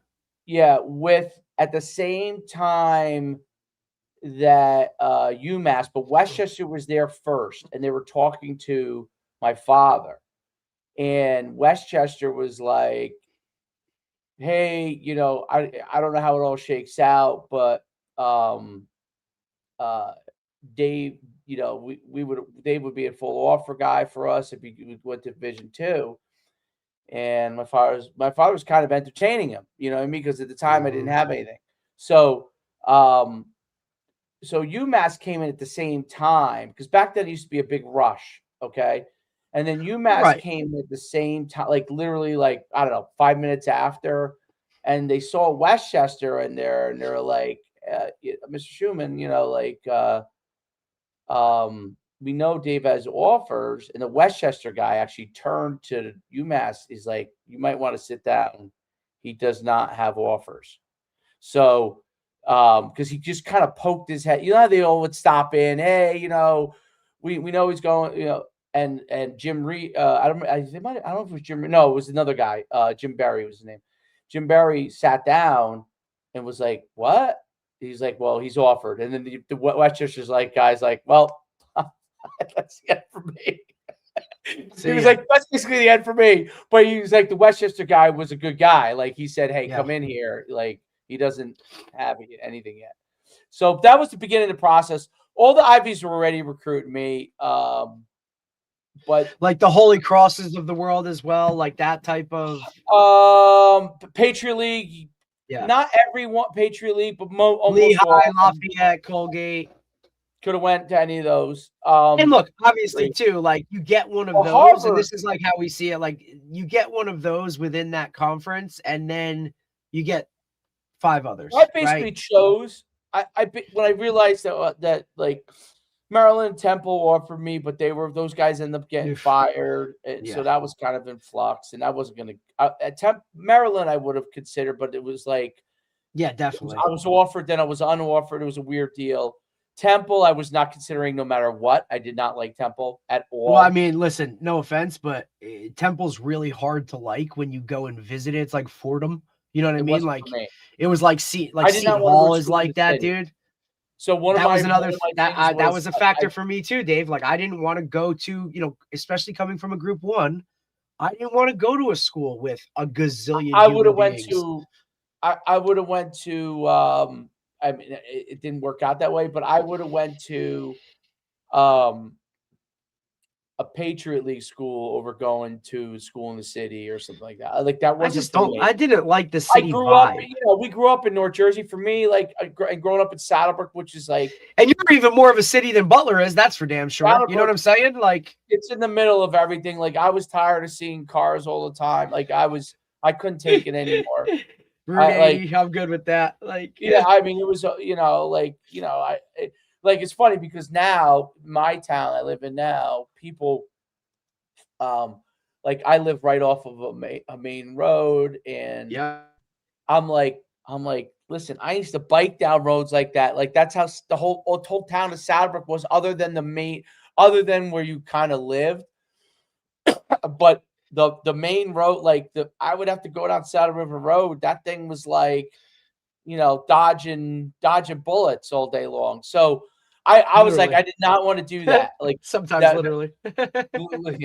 I did not want to do that at all. Like my little league field was on the main road, So for me, I didn't want to do that. But Harvard, so the reason I bring the story up is Harvard they were one of the first to come in. Harvard came in and said, we would like to know if you want to go to Harvard. And I'm so dumb, dude. Like I was so dumb. My father should not have let me in there by myself because I'd be like my thing is, would your father have known it? Like, would he have understood the situation? Yeah, he would have. I think he would have understood Harvard. Because I know for me personally, like, my parents wouldn't have even got that, Dave. You know what I'm saying? Like, they didn't. Even my coaches. Was dumbfounded that, like, I mean, listen, I visited Princeton. Like, I could have, to this day, Cerise always says, his brother was my host. Oh, yeah. You say that. That's right. Remember when we had him on? He said that. He's like, I still, like, you'd have been there. Yeah, you'd have been here. Like, basically, his brother didn't show me a good enough time is basically what he was saying. Yep. He's like, well, you should have left with a girl that night. Exactly. Thank God for Keith Elias. By the way, Keith Elias. Right. Keith Elias. I don't know if he would remember me now, but because I didn't go there. But his brother still coaches at his brother is an assistant coach at Toms River North. Oh, he is? Keith Elias he has a nephew. I think he has a nephew that's on the up and is pretty damn good. Keith Elias personally made it his point to spend, even though I wasn't his right. They wanted me really bad, and he spent more than half the time with me. Like he went because at Princeton, I could have. This is how Could you have different it done is. both? They wanted me to do both football and track. So I went and visited with football, and then because they wanted me as a tailback there, and Princeton used the big back thing, that was like that was back. They still, use that.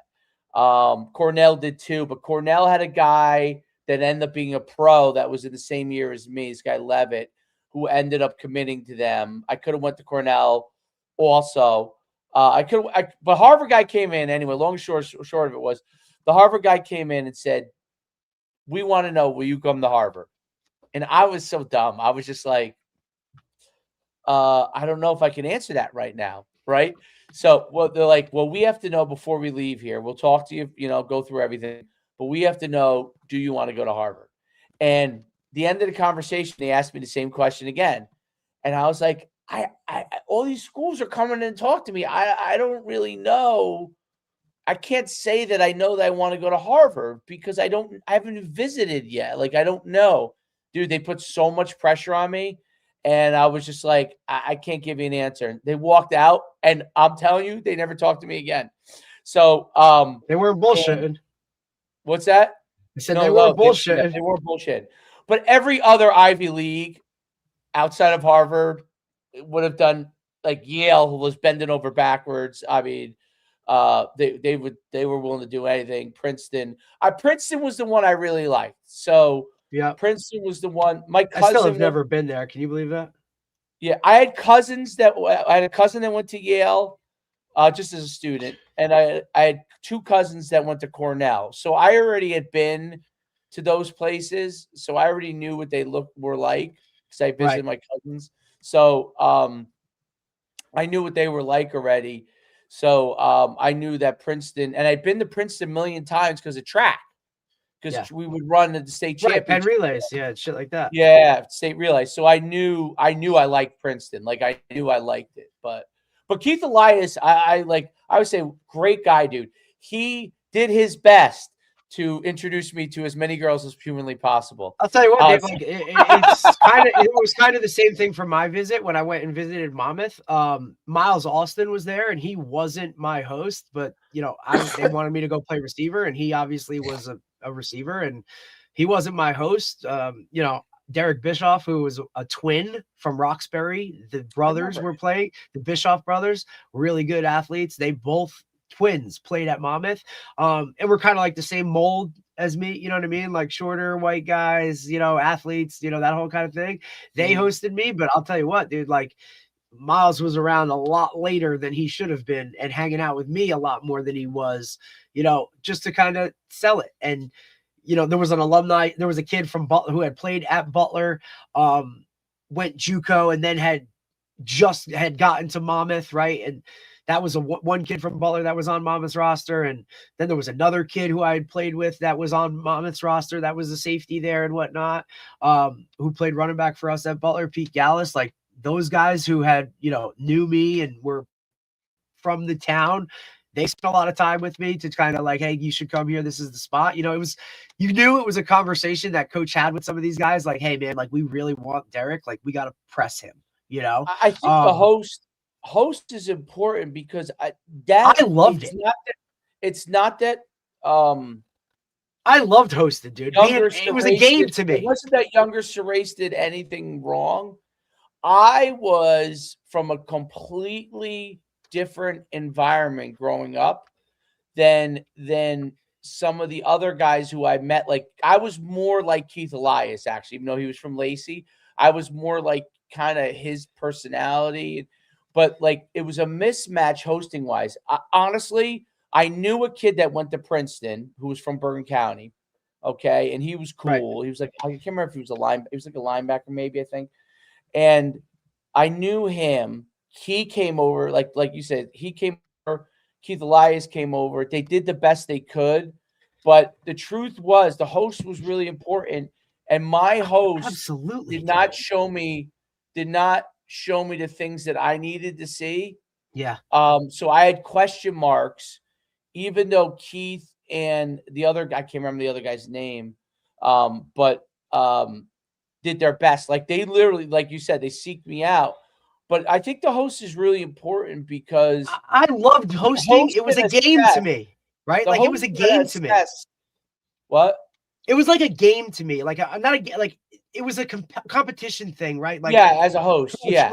Like especially if you had like a guy on an official or an overnight where look, this dude's sleeping in my bed and I'm gonna take time and sleep on the couch.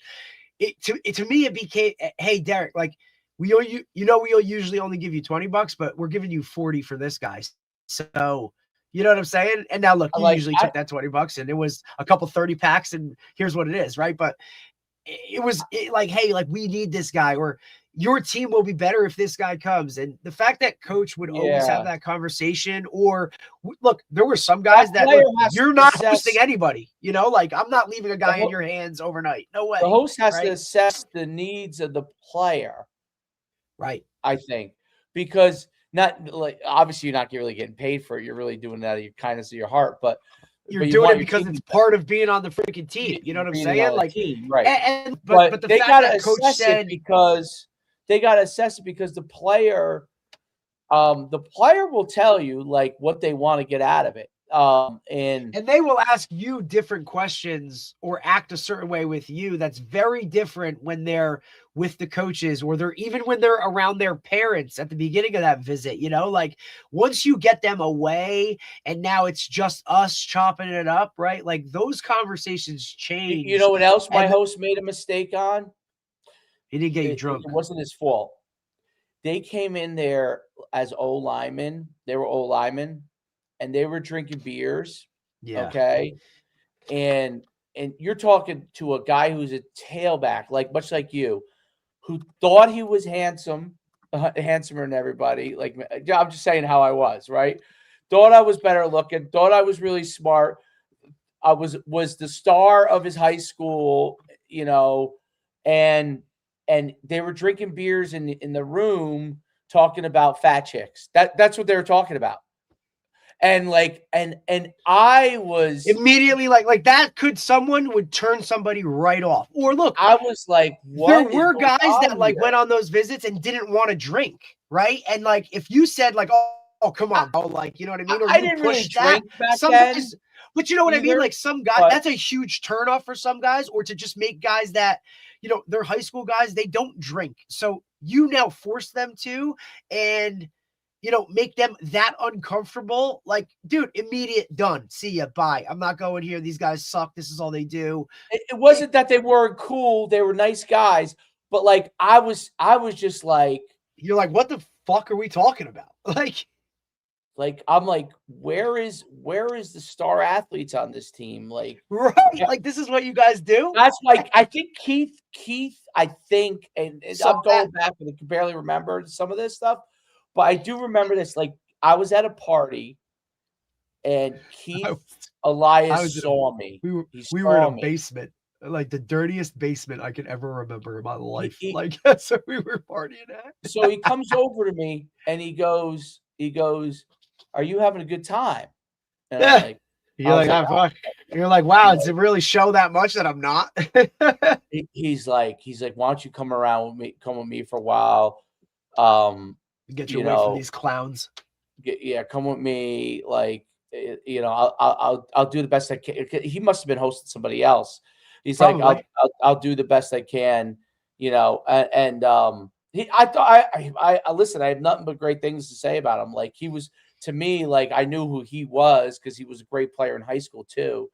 And one of those where you go back the next morning, and when the coach asks you, hey, how was it? You're like, well, Keith was great. He knew. Yeah. So I did. Yeah. So I said, like, he kind of knew. He knew because you know who was the running back coach back then? So who Di Gregorio was the running back coach. Oh, so Di Gregorio was the guy that was wanted me bad, and Digger was like, that's how I always was good friends. Not friends where I hung out, but like me and Digger goes way back. Like he was always. That was what, by the way, he lost me, which hurt him, by the way, as a coach. But because the guy they ended up getting wasn't as good.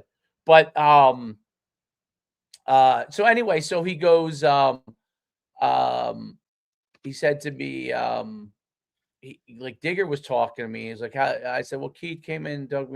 He's like, well, I'm gonna have Keith go with you because you got to go meet with the track coaches. I'm gonna have Keith stop over. Keith ran track his first year at, I guess he ran track his first year at Princeton, but then he ended up just playing football, obviously. But yeah, I mean, did both or whatever. But anyways, it was interesting because that does make a difference. And I was conscious of that when I was at UConn. I was undefeated. I never had a kid not go and I did have kids that didn't drink too. So I had kids that partied their ass off. I landed those guys. I had kids that absolutely, like, literally was like, where are girls? Blah, blah, blah. Like, I don't drink. I don't do anything, blah, blah, blah. And I would do the best to figure that out for them.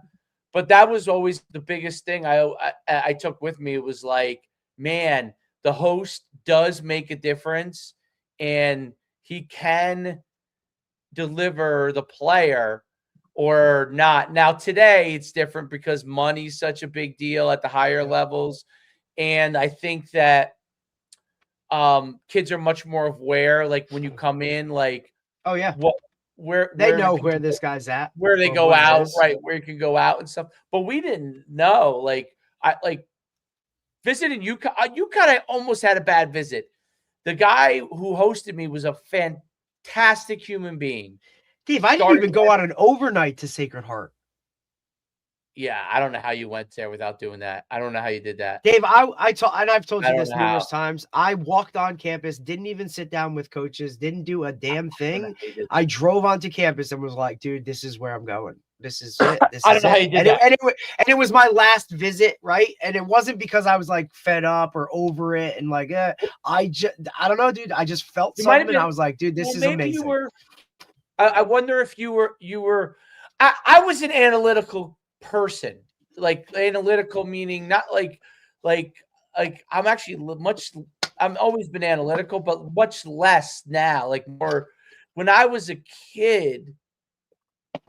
Dude, I was just stoked. I'm like, this just feels right. You know, it's smaller, yeah, you're definitely different. Like, the only thing that's what brought me to UConn was ultimately that I liked the guys, but which is cool. But I almost didn't go there because my host, who was a great guy and took care of me when I came to UConn, like was a good person. Like I wanted to go out and meet the guy. I knew a lot of people on UConn's team from Jersey. Right. I knew a lot, just like I knew a lot in UMass. See, I didn't know anyone on Sacred Heart or anything. So, I knew that a Butler guy had gone there. They had won a mid-major national championship. I knew a lot. Tom DeSarno went there. I knew him. He played against me in high school from Pompton Lakes. But there was other. Is that a relation to Jim DeSarno? Yeah, it's his brother. Yeah, Jim's the man. Used to be the head coach at Kinnelon and then Westfield. Dude, real good. I have a real good relationship with Coach DeSarno. Jim, like growing up. His like, brother, awesome dude. His brother was parade All-American punter, first team. Shit. But was great, but wanted to be a quarterback. That's why he went to UConn.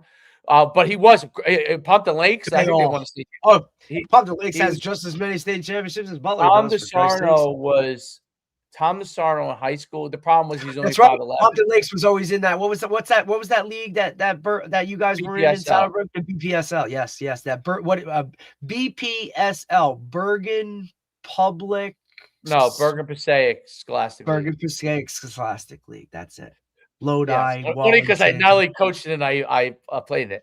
But Tom was a great athlete. Tom was a great athlete. He just was a little. He had a good time at UConn. But anyway, so this woman, the guy's girlfriend, took me out. That's how, and she was smoking hot, and she took me out. And thank God for her, because otherwise you would have had a terrible visit. She knew where to party, dude. She's like, we're going here. Listen, it was you know the name. I went to Pace, right? And the head coach there at the time, they must have had some type of issue or whatever when they would bring guys on over the weekend, right? They would bring guys on visits over the weekend. So they started doing their overnights like Wednesdays into Thursdays, right? Like we all know what's a Wednesday night in college, right? It's your off night basically after your wild Tuesday, gear up for your Thursday, right? But what my host, who was from Pompton Lakes, which is kind of funny, he's like, look, man, we're going to our quarterback's room and then we're going to go out from there. Who was the quarterback? Timmerman. Oh, Mike Timmerman. He's like, buddy, that's my man. He's like, I'm just telling you, like, I'm really not this guy, but you're going to hang with Timmerman. And I promise you, even though it's a Wednesday, dude, we're going to like, you're going to have a good time. Like, and I walked in the room and Timmerman was like gaming up and he had his girlfriend was there and there were 3 of her friends there. And it was she from Stouterbrook, his girlfriend? Couldn't tell you, no recollection of it whatsoever, but I knew there was way more females. From Stouterbrook. There was way more females in that room than there were beds, doors, couches, whatever it was. And it was like, I walked in like, all right, this dude was the man. Like, we're going to have a good night, bro. And I obviously didn't end up going there because it sure as hell wasn't the right fit, but kudos to those dudes. Like, they did it right. He was wild, bro. He's like, and he even prefaced the night. He's like, look, I'm going to tell you right now, you're going to end up communicating with my girlfriend more than me because, buddy, I don't have class on Thursdays. You don't know what that is at that point of you're like, all right. And let me just tell you, like, I saw him at the end of the visit after the next day. I sure as hell didn't see him very much that night, but it was like, but they set it up right? Like even within the parameters of like, look, I know what you're coming here or what I want to show you and experience. Like, I don't want to make it like this is just, we just party and do whatever, which some places that's really what it was. Like they overhauled on showing you a good time when look, that's not balance. Yeah. Like that wasn't what I was there for about. Like, I want to know, like, hey, dude, like guys care about football. Like it matters. Like I got to do my work because I do want to have a career. You know what I mean? Like you got to really kind of know. And I used to do that at Sacred Heart. Like when I would have host guys, like I'd do some research on it. You know what I mean? Of like, hey, this guy's coming in, he's this, he's that. Like get as much information as you could because look, again, like we took that shit serious. Some guys, they were like, oh, I got to host this guy or, you know, why is coach asking me to do it? I took it as like, yeah, man, you're the example of what our program is. And you have a standard of this is what I want guys coming in to do. So I took it as like, awesome. Like, let's go. I will now fulfill that. It was a challenge to me.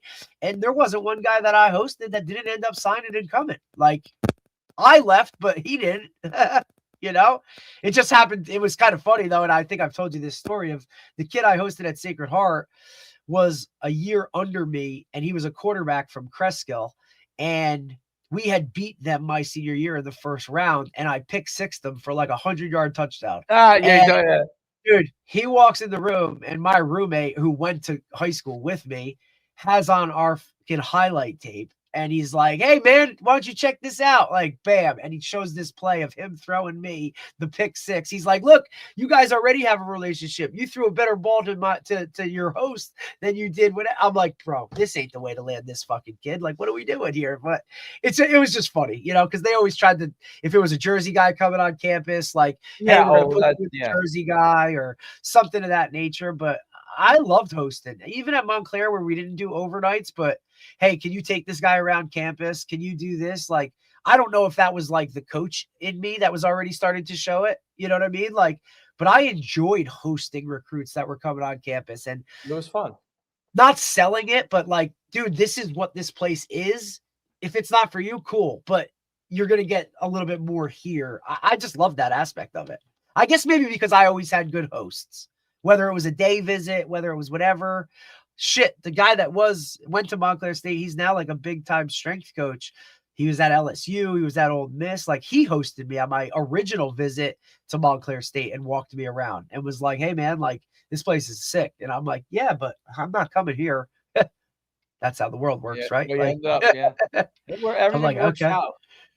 That's the truth of it all. And the only reason I even considered Montclair State when I came back, because I was going to be done with football, was because after my junior year, Coach G, who had known my father from playing at William Patterson, right? Like, Right. had come to our playoff game and watched me play in a playoff game, and literally a handwritten note that said, look, Derek is a higher, like, he is not a D3 player. He's above that. But if something ever worked out where he's home or he wants a place, like, he can come to Montclair State. And that was the only freaking guy that ever did that. And that was where that relationship with a coach of him just going a little bit extra, like, just changed the name of the game for me. And it was like, look, I know I'll be taken care of off the field because of the situation and whatnot of, you know, all the things that meant, like, had me come, like, the reason I transferred out, right? Like, I knew he would understand that stuff. And it wasn't just going to be like, oh, you're only a football player. It was like, you're a human. And you know what? Like, you can come here and still do both, you know? So just those little relationships, man. Like, and Coach Goff talked about it, right? Like, still having that transparency, still going to see coaches and talk to guys face to face. Like, we don't see a lot of that. Well, I do think that because technology is going to eventually give you almost possible. Like, I wonder if the in-home visit is, like, even a thing anymore, Dave. You know what I mean? Like, oh, that they definitely do. They definitely, you know, but, but it's probably only for your highest of your high guys, right? Because technology is going to give you almost perfect information on a as long player. as you plug in perfect information. Yeah, although eventually it's going to just do it, which is why visiting them is going to become more important, because if everybody can get access to all the good information, you have to know what fits for your program, right? So absolutely. So that way, you know, it's almost like at first you had an advantage using technology, right? Versus other guys. But now anybody that used technology was ahead of the game. Right. And then it got to a point where that kind of evened out. There's going to get a point where guys using like AI will get an advantage again for a brief time, a couple of years, until everybody catches up. And then everybody will get back to, and when they get back with AI, when people get towards perfect, now it'll really be almost perfect information, or better, really, really much better information. And then the people that take that and run with it and do something else will be ahead How of the do game. you build the right pieces for your roster? You know, like how did Signetti have a really good understanding that a player at Cal who was good but wasn't unbelievable, right, could come here and do what he did? Right. How did he understand that? He's not going to tell us. He tells the staff, I'm sure. He'll tell us when he's fucking retired. Well, we see it obviously on TV when you see the interviews of him. But yeah, he's a great interview. What? He's a great interview. Oh yeah, dude. You know, Cristobal too. I think Cristobal's awesome at that shit. Have you seen his Menendez? Holy shit, buddy. You're getting into your political shit now. No, but the Menendez brothers were the guys that killed. But you've been watching too many Netflix documentaries, buddy. Oh my god. So the Fernando, brothers that killed their parents, right? yes. So Fernando, your bloodline betrayal's coming out, man. Yes. That's we already did it. We already did that with them. And that's the Cooley's the guy you do that with, right? Like, not to get off, like, totally off track, but like Cooley, right? Cooley, oh yeah. Because I talked to Frank Joffrey yesterday, who's obviously coached at UConn for all those years. Dude, he referenced your buddy. He goes, dude. Oh yeah, he knows Cooley. He goes, does Schumann know like how crazy that guy is? I'm like, absolutely, dude. Like, I'm like 100%. He knows everything that he gets when he gets that. He goes, that dude's wild. I'm like, oh yeah, like absolutely. It was just funny. It was just funny. Completely. He, by the way, if he was my host at any college, I would have never went. So, no way. But there were probably guys that he hosted that were better fits that, you know, but yeah, if he was my host, there would be no way. I would have probably laughed a lot though, but I would have been like, how you going there? You'd be like, I can't believe you just said that. What's that? You'd be a lot of like, I can't believe you just said that. type of Yeah, situation. yeah. I would have laughed. I would have laughed. I would have been laughing. I'd be like, this guy's crazy. But I would have been like, I ain't going here. But the what was I gonna say? At the same time that I do really like him, but I would know that like how my 18-year-old brain would have worked. I would have not been that would have been not definitely not something I would have been able to mentally handle. But Right. anyway, so for he has a LinkedIn, Fernando, and he has a LinkedIn, and he actually posts on his LinkedIn as if he's going into the corporate world. So he posted. He actually has a post after the Super Bowl, after the national championship, like this whole long thing post. He's like a LinkedIn. He like how you see all the kids that are going like getting ready to come out of college and they post all this. He posts as if he isn't going to be the first, like he's not going to be the first pick in the NFL draft. I want to say so. Like Ricky he's going to get a Williams, job in finance. Ricky Williams was just on a podcast, right? And he tells the story. And he's like, "Look, I don't want to out." He's like, "I don't want to out this kid." Did you see it? And he was like, "I don't want to out this kid." He goes, "But we're at the Heisman banquet, and he asks me about girls. Like, Yes. how did you handle girls?" And he's like my man's been so super focused on football, like he don't even know how to handle female situations. Whereas, Carson Beck's over here, like, screwing over a Cavender twin and then just one upping with an OnlyFans, like girl, like he don't like talk about navigating I would have loved Johnny Manziel to be standing there too and been like, well, let's have this conversation, buddy. Like, like what the. Yeah, that's and then Tebow on the other shoulder. Like, that was the first part of it because he was talking to Tebow because Tebow's like one of his mentors, and Tebow's like kind of like trying to like navigate him through it, and Ricky Williams was like, I could have never done that. Like that was one thing I was. Yeah, Ricky Williams was like, look, man, I went to college and played football for the girls. Like he's like, that's why I did it. Like, like I use that to every bit of advantage. I thought it was so funny because meanwhile, you have these guys that are like just trying to freaking figure it all out, like asking these high level, like, these questions because they've been so hyper focused on ball that they don't even know how to communicate with a female. And then on the other hand, you got these guys that are literally running the streets like, hey, what can we do today? Like, yeah, bro. It's amazing. I mean, like if I were to say if there's a football player that I'm sure, although he's made enough money that he doesn't probably have to, but that I'm sure would be successful post football, it would be him. I love it. I would spend everything I own that he would be.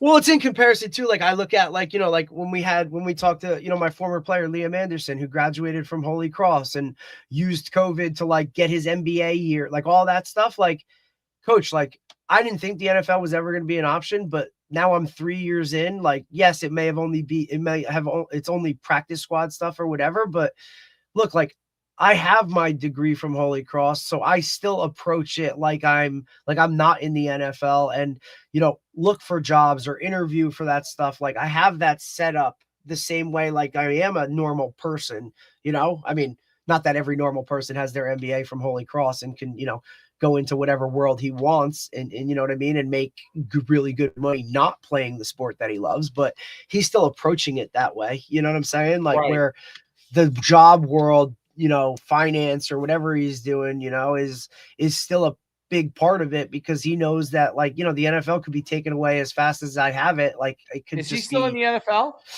Yeah, he got released by the Colts earlier in the season and then signed by Cincinnati. So I had talked to him and that was kind of like mid-season-ish, but I haven't talked to him since. Look, I know mid-season before Cincinnati signed him, he worked out for the Giants and that didn't come to fruition, right? But so I don't know where he's at now. I obviously will touch base with him moving forward to see where he's at, but he's it's really hard. Like, and with the last time I talked to him, he was kind of in that world of like, look, I know I can play in the NFL. It's not now. It's not. I'm at the point now after being with the Colts on the practice squad for 2 years of like, I belong here. This isn't like a, oh my God, I'm in the NFL type of thing. Like I can work as hard and do the things that these guys do. It's just, I need my opportunity and my shot, and everything so many things have to align, I think, for a player like that to make it, like opportunities or just like a willingness to like let this guy be on the roster, or you know what I mean, like make those transition. I mean, he had gone from practice squad to active player like 7 different times, but then I know signing with another team took him to another level too, of like, look, I can play in the league because other teams want me as well, because he was a little defeated after he had worked out for the Giants, and I think he worked out for like the Eagles, and they both like, it didn't work out. So it was like, am I really an NFL guy? And then to get signed by Cincinnati was like, okay, I am, but that's a really hard world to be in flux, which is why he always is, approaching it like, shit, dude, football could be over tomorrow. I could be out of the NFL and now I got to go find a real job, but I'm still good because I've kept up with that, Right. Like I still understand it. And I don't know if guys do that, it's kind of NFL or bust for most. Yeah. Well, yeah, probably. I mean, even like the guys you represented, right? That were like maybe a late round draft pick or a practice squad guy or signed as a free agent. Like, you know what I mean? Like some of those guys, it's like, dude, like what else is there beyond football? And some of those guys throw their hands up and they're like, what do you mean? Like, I don't know. Cause I've never focused anything other than that, Whereas you have guys like, freaking Mendoza, who's keeping his LinkedIn profile up. Like he's not going to be the, first quarterback off the board. Which is, yeah. Although he's probably making more money NIL than he will doing with that contract, but that's a whole different podcast. Yeah, I wonder if, I mean, he's. Or I wonder if he's right now being his brother's agent to find a spot for him, since he's. I thought he's going to Georgia Tech, his brother. No, I know. I'm just like laughing at the. You know what I mean? It's like, hey, listen, I'll be my brother's backup, but like, okay, we just won a national championship, so I'm out. Also because Indiana's bringing in what? Who did they got? They got a high level quarterback, right? The TCU quarterback, I think maybe, or one of those high guys, TCU. Like high portal guys. Yeah. I thought this was interesting because I talked to our buddy that was on. He was the D-line coach at West Virginia. Then this year he spent with Penn State. Andrew Jackson, who now is the assistant D-line at Tennessee. He just got this gig this year. And we talked about the portal, and we were talking about the portal and all that kind of stuff because I posted the three positions that the most guys in the portal were, right? And it was, DB, wide out, D-line. And he's like, look, it's because those are the 3 positions that pay the most, no doubt. And we were just going back and forth a little bit. And he was like, look, man, like if there's one thing, it's like, I wish there was something that would keep those guys there for a couple years. And I thought this was the main thing that I thought was really interesting that he said. He goes, look, if you're going like from FCS to like Power 4 or Power 5, whatever we want to call it, those bigger schools should have to pay the FCS schools something for you to leave to go there. And I thought that was really interesting. Like, okay, obviously if they're in the portal, they're not affiliated, almost like a buyout. Yes. Like, hey, you want to leave Monmouth and go to Rutgers? All right, but that's what a lot of Division I's do have that. So what do they call? Like, what is it? It's because that's the issue that the Duke player that wants to go to Miami, Mensa, the quarterback, Duke is suing him because they said he does not have a buyout, like breached his contract, and his contract says no one else can represent him for NIL other than Duke. So I'll tell you this: before you're in a contract with people from Duke, you might want to look at that damn thing. I mean, because if you think they're not buttoned up when it comes to like, no, you don't think they're going to be buttoned up? Are you kidding me? Like at least And look, you know what's funny? This is funny too. To reference, so the head strength coach at Duke right now, David Feely, is a Brick grad. Like he's from Brick Township, 100%. Like he's from Brick Township. He was at Miami for a little bit, right? Like he's the strength coach at Duke. Like you would think I would be able to shoot this guy a message and be like, buddy, can we have a conversation about like what we're doing? Like, like hardest guy to get in touch with, I guess. Like I've even tried to like, hey, you played with him. Can you like talk to him? Like, I mean, his name is on the board in our weight room. I don't know. I don't think he went to Duke. I really don't. I don't think he went there. I think I don't know if he even played, Dave. I think he's like just a strength guy. I don't know. I really haven't done much research because I'm more like, come on, man. Like, I'd love to talk to you, dude. Like here I am talking to Tony Holler and doing all this other shit and talking to like all these. He's an assistant. He's a sports reporter. I think he was at yeah, you know how the titles work, dude. Like assistant director of sports performance, which is it's what everybody's S&C is. You know what I mean? Like, and I know he's had like he was at Temple for a little while. Coach of the year. Yeah, dude, he's been like a high level dude. Like that's why I'm like, hey, can we have a conversation? I'll tell you, I did talk to like moving forward with this podcast and whatnot, dude. Like played at Plymouth State. There we go. Division 3. I talked to a guy, another guy yesterday who Tony had on his podcast. And it was really cool conversation because obviously he's a Feed the Cats guy. Nick Gondu, how the hell do I say his last name? Gunduti, I think it is. He's a head coach in Texas, right? But he's like a Feed the Cats guy, doing all that kind of stuff. Was going to speak at the symposium and whatnot. So I talked to him yesterday. He'll be on in a couple weeks to kind of get back to that a little bit too, because I never want to venture too far from talking to a guy, a Feed the Cats guy. These guys are. I can tell you someone who was not Feed the Cats guy. The guy we had on today. Dude, how funny is that? 10 cents of 10. I was like, he's definitely not a Feed the Cats guy. Hell no. I mean, shit. We did 10 cents of 2 yesterday from bench. Well, yeah. 10 cents of 10. 10 sets of 2. Why 10 though? That's where we're at right now. No, I know. Yeah, regular bench, but at 60% of your max. Still 2 explosive reps. 1 1,000, 2 1,000, done. Minute break. Next set. Bam. 3 guys rotate through. All explosion, buddy. That's why I've been pushing for the OVR to like bar, all that kind of. What they say? It's a hard sell. It's a hard sell. I know. And listen, Tony actually talked about it on his podcast. OVR might be hard for you though, because I'll tell you why OVR. I could connect these. It might be too expensive for the other one. The other thing, there's something that would probably be better for you guys than OVR. It's called. Oh God, I almost bought it, but I just thought for me and Troy that's too much. It's the cost is the same. No matter team Dave, or I'm telling you right now, it's called it's again. I'm sorry. No, I'm saying Tony on his podcast talked about OVR because of the price point. He's like, buddy, you can get 6 gates for whatever it is, and then he just kind of went. And the guy that I'm talking about, Nick Wago has it in his facility. OVR, right, but because.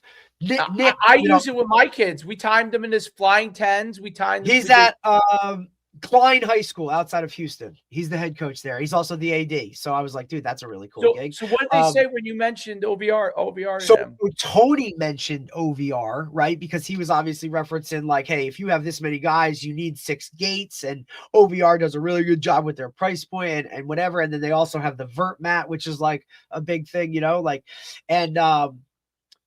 So I think that our head coach wants to be in this, but I don't think he's vested in it like our track guy is. You know what I'm saying? Like the gates and the wearables and all that other kind of stuff. Like, I don't think he's willing to like put the money into that, right? Because I think he thinks we can like figure all this out like on our own. Whereas look, our guy bought one of the wearables and he's had it on one of his track guys. And like, oh my God, dude, the amount of data and all this stuff that he's been like giving back and whatever. He's like, look, dude, when he comes out of turn 2, the Titan finally came in for me doing all that shit. Like, yeah, but when Tony referenced it, it was because of a price point. And he's like, look, I'm not selling anything. Haven't had a conversation with anybody about any of this shit. He goes, but this looks like this one You're on the not going to market. beat it. You're not going to beat That's what he OVR. said. Exactly what he said. For the price point, what you need to get, you actually can get miles per hour out of it, even though it's not equipped. Right. It's kind of probably an approximated, I'm guessing. But so I'm going to give you a good example. And maybe you can clip this, okay? Like this part, and maybe show your coach, or maybe, some people don't change it. So some people don't change no matter what you tell them. OVR sprint, okay. So I have 4 gates. I have 4, okay. Reason why Tony says 6 is because you could do a split, right? Okay, so if you're running, but he also said 3 lines.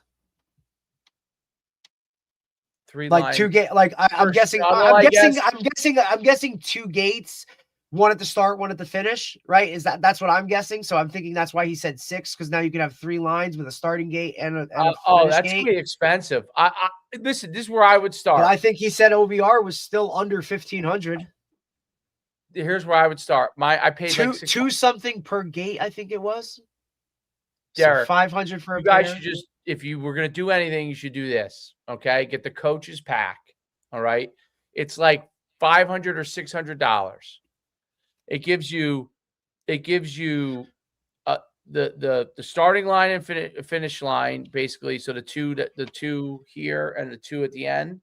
Okay, so you could do any flying 10s, 40-yard dash, pro shuttle, anything. Okay, any of that stuff. You get the jump. It's called, what does he call it? He calls it the jump, OVR jump, okay, for the vertical jump. It gives you the OVR velocity, which is where you attach it to the and then it gives you the mounts with it too, okay? So that's the one where you attach to the bar. I think anyone who's skeptical should start there, because what happens is if you spend too much money, this is where I think Tony can get whatever he wants, right? He's thinking, oh, you got a team, this is minimum what you should spend. I think in order to get coaches going, like I would have never spent it if it was just $1,500. Like, there's a reason why I don't get the other stuff that I like. It's because I don't know if I want to spend $1,800.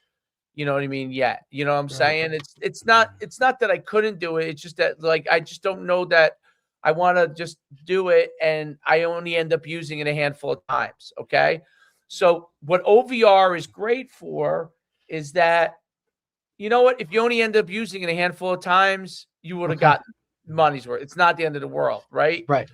So the problem with a lot of the other stuff is if your coach isn't truly invested, then you end up throwing money away and it ends up sitting there, and then everybody's upset.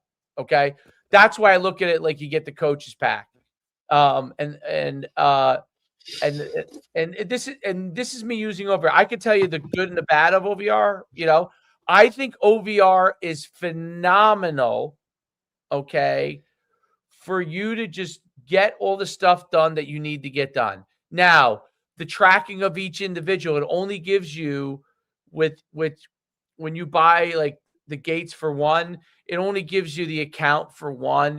You can't you got to go. You would have to set up multiple accounts for each person. You know what I'm saying? And then it would go in and out, which I don't like. He said he's working on it. I asked him a bunch of questions on this stuff. I said, listen, this sucks for my team. Like, I got to write down the fucking numbers because he doesn't have a cloud or anything. No, it's in the cloud, but it doesn't tag to each person.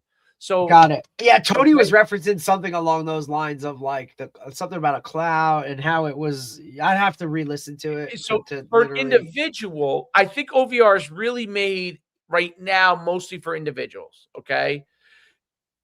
So me using it with Troy, for example. Oh, it's phenomenal then. It's phenomenal. Okay. But I used it with my team. So I did it. I just ran it like I run a combine. I got all the. I did it in 10. I did the flying 10s. They each did 2 flying 10s, Derek. They each did 2 flying 10s, which was 20 kids in 10 minutes. Yeah, absolutely. Okay. So that means 40 total reps, flying 10s. I set it up, and I told the kids that you can set it up where you can hold them in the gate, or flying 10s are great, or flying 20s, because they just sprint, and then as soon as they break the gate, the time starts, and then it stops when they come through, and then the next kid's just waiting, right? And I just flew. If I didn't have to write it down, I would have got through it in probably 5 minutes. Right. And Tony referenced that too. He's like, look, I'm still old school, dude, and I still write I still write shit down. He's like, but if you don't want to do that, like it'll tag it right for you. It just goes right into the system and saves it. But I don't know who's who. They're in line. You know what I mean? I had to write like John 1.98. But it gave me a great, well, again, one of the biggest shockers I've had is who's turned out to be actually the fastest. It's my shocker. Now, JJ wasn't there. He's really the fastest. But and I know who the other, a couple other kids weren't there that day, and they might be a little bit faster. But the kid who's turned out to I knew he was fast, but I didn't know he was that fast and could jump that high is this one kid who just starting that second half of the year for me. Okay. Just because I saw him in flag and he took off. And I was like, oh, is a 44.4 triple jumper good? Yeah. 44.4. Yeah. 44.4. Tony posted a kid that's 44.4 triple jumper going 29 feet. Here's another one. He posted a 10.4 broad jump. That's very good. That's real good. I always love going through some of these things where they is that a 3 jump broad jump 29 feet? No, the broad jump is a standing bam. Or no, 20. I'm just saying the 10.4 broad jump is a standing whatever. The triple jump is 29. Yeah, I think that's 29. Standing triple jump. Standing triple jump. He won 29. Yes. Yeah. I just love always scrolling through Tony's shit because, their in-person symposium got canceled this weekend because of this monster whatever that's coming. The OVR is perfect as eventually you might get that and then you're like, oh, I want Dasher, which has all but Dasher is much more expensive. But OVR is great, dude. If you could video I didn't do that with the 10s because I was running it myself, but I could have videoed all the 10s too with OVR. So you could video all the workouts. It has a video and it shows the numbers on there. What I wanted to tell you, which is really amazing about it, because I want to go in here real quick. And I could export the data. I could So let me go into the velocity. I love that you told Goff too. You're like, buddy, I could do that for you in 30 seconds and for free. So let me know.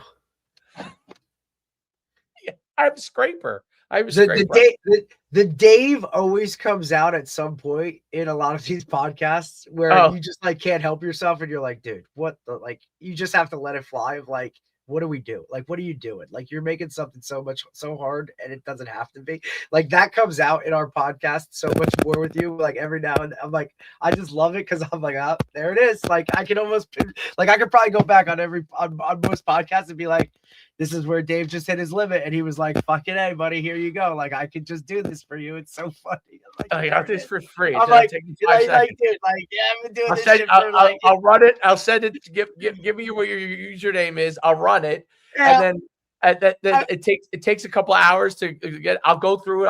I'll have AI find out all the prospects. Well, that's why I said that shit to you because I was I just thought it was funny. And then when you got into what's your off season look like, and he's like, yeah, we just did 10 sets of 10. I'm like, fuck, this is. I said Dave's gonna take this one of two ways, or he's just gonna let it go and be I just let it go. Next conversation, next part of it. I'm okay, 10 sets of 10. I'm yeah, I bet you half that fucking roster was throwing up, dude. These kids don't know what 10 sets of 10 is. I was like, why don't you have them go out there and run 16 110s or a 300-yard shuttle? Fuck it, right? Why not? Go run 20 gassers, dude. Let me know how you end up. Oh shit. I was like, oh man. I was like, listen. They must not have any options. Before we get off and whatnot, I had a kid today who I had messaged a while back, and he obviously apologized. He's like, hey, sorry, just saw this message. He is the offensive line coach at Johns Hopkins, and you coached him as a special teams coordinator. Yeah. Cravani. So he's like, yeah, I want to come on and talk to Coach Chu. Like, Cravani's the man. So he's coming on. I'm gonna set something on. I'm gonna set something up. And he'll be on. Probably the second week of February now. That's where we're at. Listen, you get Cravani on. I got. I'm like, oh, where did he coach you? Riverdale? And he's like, no, Old Japan. I'm like, one of the two. I said, Dave's only been an assistant at 2 fucking places. I said, so I was a 50-50. I was like a 50. I don't even fucking count that. Like, you know what I'm saying? I don't even count that for you. I was like, but I said, look, like, I'm sure he'd love to talk to you. Whatever. I was just funny. Like, here we go.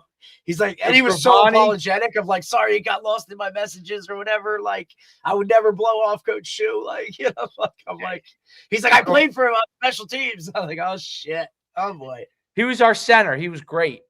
And he was our nose guard. He's probably skinny now. He's probably skinny. Oh yeah, he is 100%. But I'm saying, like, dude, his recruiting areas, holy shit, dude. Jersey, New York, Connecticut, Massachusetts, Rhode Island, Vermont, New Hampshire, Maine, Missouri, and Utah. He's got all 10 of those states for Johns Hopkins. Had Brock. Brock was his guy. Well, that's what I said. Like, I also reference, like, hey, your running back right now is a product of our environment. Like, and I'm sure you're enjoying having him. Oh yeah, he played a lot this year. We'll Team GPA 354 at Johns Hopkins. Cravani is let me tell you something. He's going to be fantastic. And I'll give you a couple of tidbits before it's just so fun. Number one, circle around, circle back. It's just great. Number one, Cravani. Okay. Cravani's father's very successful builder, but not just a builder of houses. He's not a builder of houses. He builds skyscrapers. Okay? Skyscrapers. Like, as in, like, the Freedom Tower. Okay? And so he's involved in a lot of those. His father was involved. I don't know if he still is. Maybe now his father's retired. I don't know. But he did a lot of buildings back in the day. It's a job you don't really connect. You don't ever have to really retire. You can sit at home and build a lot of Trump's buildings, I think. So, not a bad connect. He builds like, I don't know anyone that builds skyscrapers. That's the only person I've ever heard of in my life that builds skyscrapers.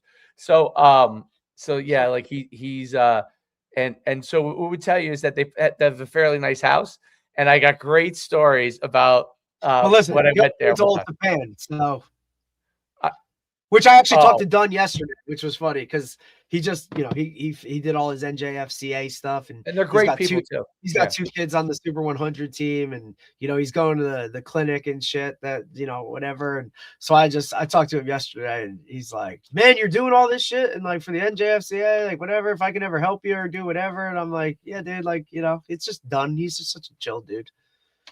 What's the AFCA conference? No, the NJFCA, a New Jersey Coaches Association clinic that we're doing, they do every year. Rutgers, they usually do? We used to be at Rutgers. Now they do it at Pines Manor in Edison. It's just a better place where we can get individual rooms and all that kind of stuff. It's on this Friday, February 6th. Oh, okay. Obviously, Shiano's the keynote. But Ryan Carty, head coach of Delaware, he'll be there. He's speaking. Trey Bell's flying back. He'll be in. They try and get a guy for every position and whatnot. So is Trey Bell at Florida State? Where is he at? Trey Bell is Wofford. Oh, so is he there with the guy we had on too? Or maybe I'm getting them confused. No, I'm getting them confused. I'm totally getting them confused. Trey Bell is at. I'm sorry. Trey Bell. Brandon Napoleon's at Wofford. Trey Bell is at Charlotte. Okay. Yeah, was with Biff and then got retained. I mean, look, the Bells are living life. The young kid just won a national championship in Indiana. You're like, that's pretty cool, Like, Marion Bell was at every playoff game. He was at the national championship. Like, is Marion Bell still at the same place? Yep, he's I think it's like Marion High School or something in Georgia, and he's that's a different high school then. Because I think he no, was I think well wherever it was, then he I'm was at wrong like on the name. Northwest something before. Then I'm wrong because he's still at the same school down in Georgia. Oh, yes. But Okay. you know, I look, those Georgia schools pay nice. Yeah, that was a bold move. It worked out great. And that's what I said to him, like, buddy, like, congratulations to you, because as a guy as established as you were in the state as a head coach, right? And kind of like, we're good here to up and move your entire family and kid to Georgia to roll the dice and play at Grayson, which is, you know, the equivalent of a Bergen Catholic here in Jersey, and to put your kid in a better situation, to see it work out like that. And even look, we know for a while, like he explained it, like the whole LSU offer, and then it really wasn't an offer and it wasn't there when he went to go take it, and now have to kind of pivot and pick Indiana, and then for it to end up here as a national champion. Like, look, your kid's not a starter yet, but he's running around on all the special teams doing all that stuff. He's a young puppy still, but to just make that move in itself for you, like, dude, that's amazing. You know what I mean? Like, you got to have some balls to do that, you know? Yeah, absolutely. I mean, think about it. That would be like you in 2 years moving to Troy and your family to somewhere and have Troy do that. You know what I mean? Like, it's a bold ass move. Oh yeah, I mean, dude, I've gotten in Nicole's ear enough that the other day she said to me, she said, we're not competing with everybody around here. We're competing with the whole country. I said, whoo, Nicole. You're like, hey, Quest Diagnostics has places all over the country. I said, well, because we're getting better, and you know, like the taxes are way different outside of Jersey, girl. Like, shit. Everything's 2 steps forward, what 1 step back. Like, take it with a grain of salt, kids, buddy. like, at least she like is all in. Well, when he's like, you know, he doesn't want, all of a sudden doesn't want to do it, you know, then, you know, I get in a little argument, and then I get frustrated. I just go to the gym, and I'm like, well, if you're not going to work out, I'll go work out. You're right. Like, hey, you're like, I'm paying all this money for Lifetime. Might as well go. Exactly. I'll do your workout at Lifetime. And then I'll sit in the sauna and listen to all I these just feel better about myself. I'll sit in the sauna and listen to all these rich guys bitch about how much money they're losing. Like, and meanwhile, we're like, God help us. I'll just feel a lot better about myself. And then, but I built, I'm very proud of myself. I built a rack, by the way. Nice. It took a lot longer than I thought it would, but I built a rack. It actually, it ain't easy. It's cool because, you know, I just wanted an overall place that we don't have to go to a facility. We don't have to go to a facility. Like, you know what I'm saying? Like, we can, if we want to go train, but I but you don't want to be held to that. I don't. Yeah. And sometimes you don't have time because like this 100%, dude, he's doing 1,000 things now to go. So let me get a 10-minute workout here. Yeah. Hey, buddy, go into the garage, get the 10 minutes this weekend. Hey, buddy, like, we ain't going anywhere with a foot of snow. Go get a workout in. We're still good. See, now you can go play fucking roadblocks. Like, Lifetime Fitness has, it's crazy. That place is insane. It's insane. So I started using, like, I had him on the motorized treadmill to like get like some strength stuff, which is and speed stuff, which is pretty cool for leg movement. But the regular treadmill they have, I don't know what brand it is because it says Lifetime Fitness on it. But I was doing it, and it's crazy what these things have now. Dude. So you could go on there, and you know how you push like a sled? Yeah. You could go sled mode on it, okay? And it works like a sled just because I was doing it because I was working out. Insane. And it measures your output, okay? And you can increase your output each rep, and it measures how much force you're generating and how many miles per hour you're going. So it acts almost like a non-motorized treadmill if you wanted to, which is, Derek, that's crazy, dude. The fact that those places have any of that. You don't have to go to a train. I mean, if you have obviously you don't have to go to Parisi. coaching, you don't. No, it's it's crazy. They have 1 million racks too. It's nicer that we have 1 million boxes there. Like, I mean, I see kids that look like, I don't know if they are, they look like college, like there's some big studly kids that look like college athletes to me that are in there. But you remember could do when these they're home from workouts. school and all that kind of shit. Like, it's awesome. Yeah, you can. You don't have to go to, especially in the winter, wherever. right? And by the way, I think that's such a big deal. Crazy too. But I think that's such a, oh, dude, I still wish we played, bro. Like, they have pickleball. If you remember, I don't play because I don't really have like anyone. I mean, there are people I know that play, but I haven't played really any. I would so have to, like, especially now, dude. Like, I'd have to so, like, I don't know how you would do it. Be so schedulely, like, I literally would. It would have to be like 4 a.m. wake ups, go play at 5. You know what I mean? Like, do that. Yeah. It would have to be before the day started ripping and roaring. You know what I mean? Or I'd have to be a late night guy of like, okay, everybody's in bed and now I can go, which I'm not. I would love to, dude. If I could go to sleep at 8:30, 9 o'clock every night, I would do it. Like, and much rather wake up early. You know what I mean? Like, I'm that type of end of it where my wife is total opposite of that. She's a night owl. So it's kind of balance it out. But like, that's the only time I'd be able to like factor it in or do that. You know what I mean? No, it really is amazing though. Like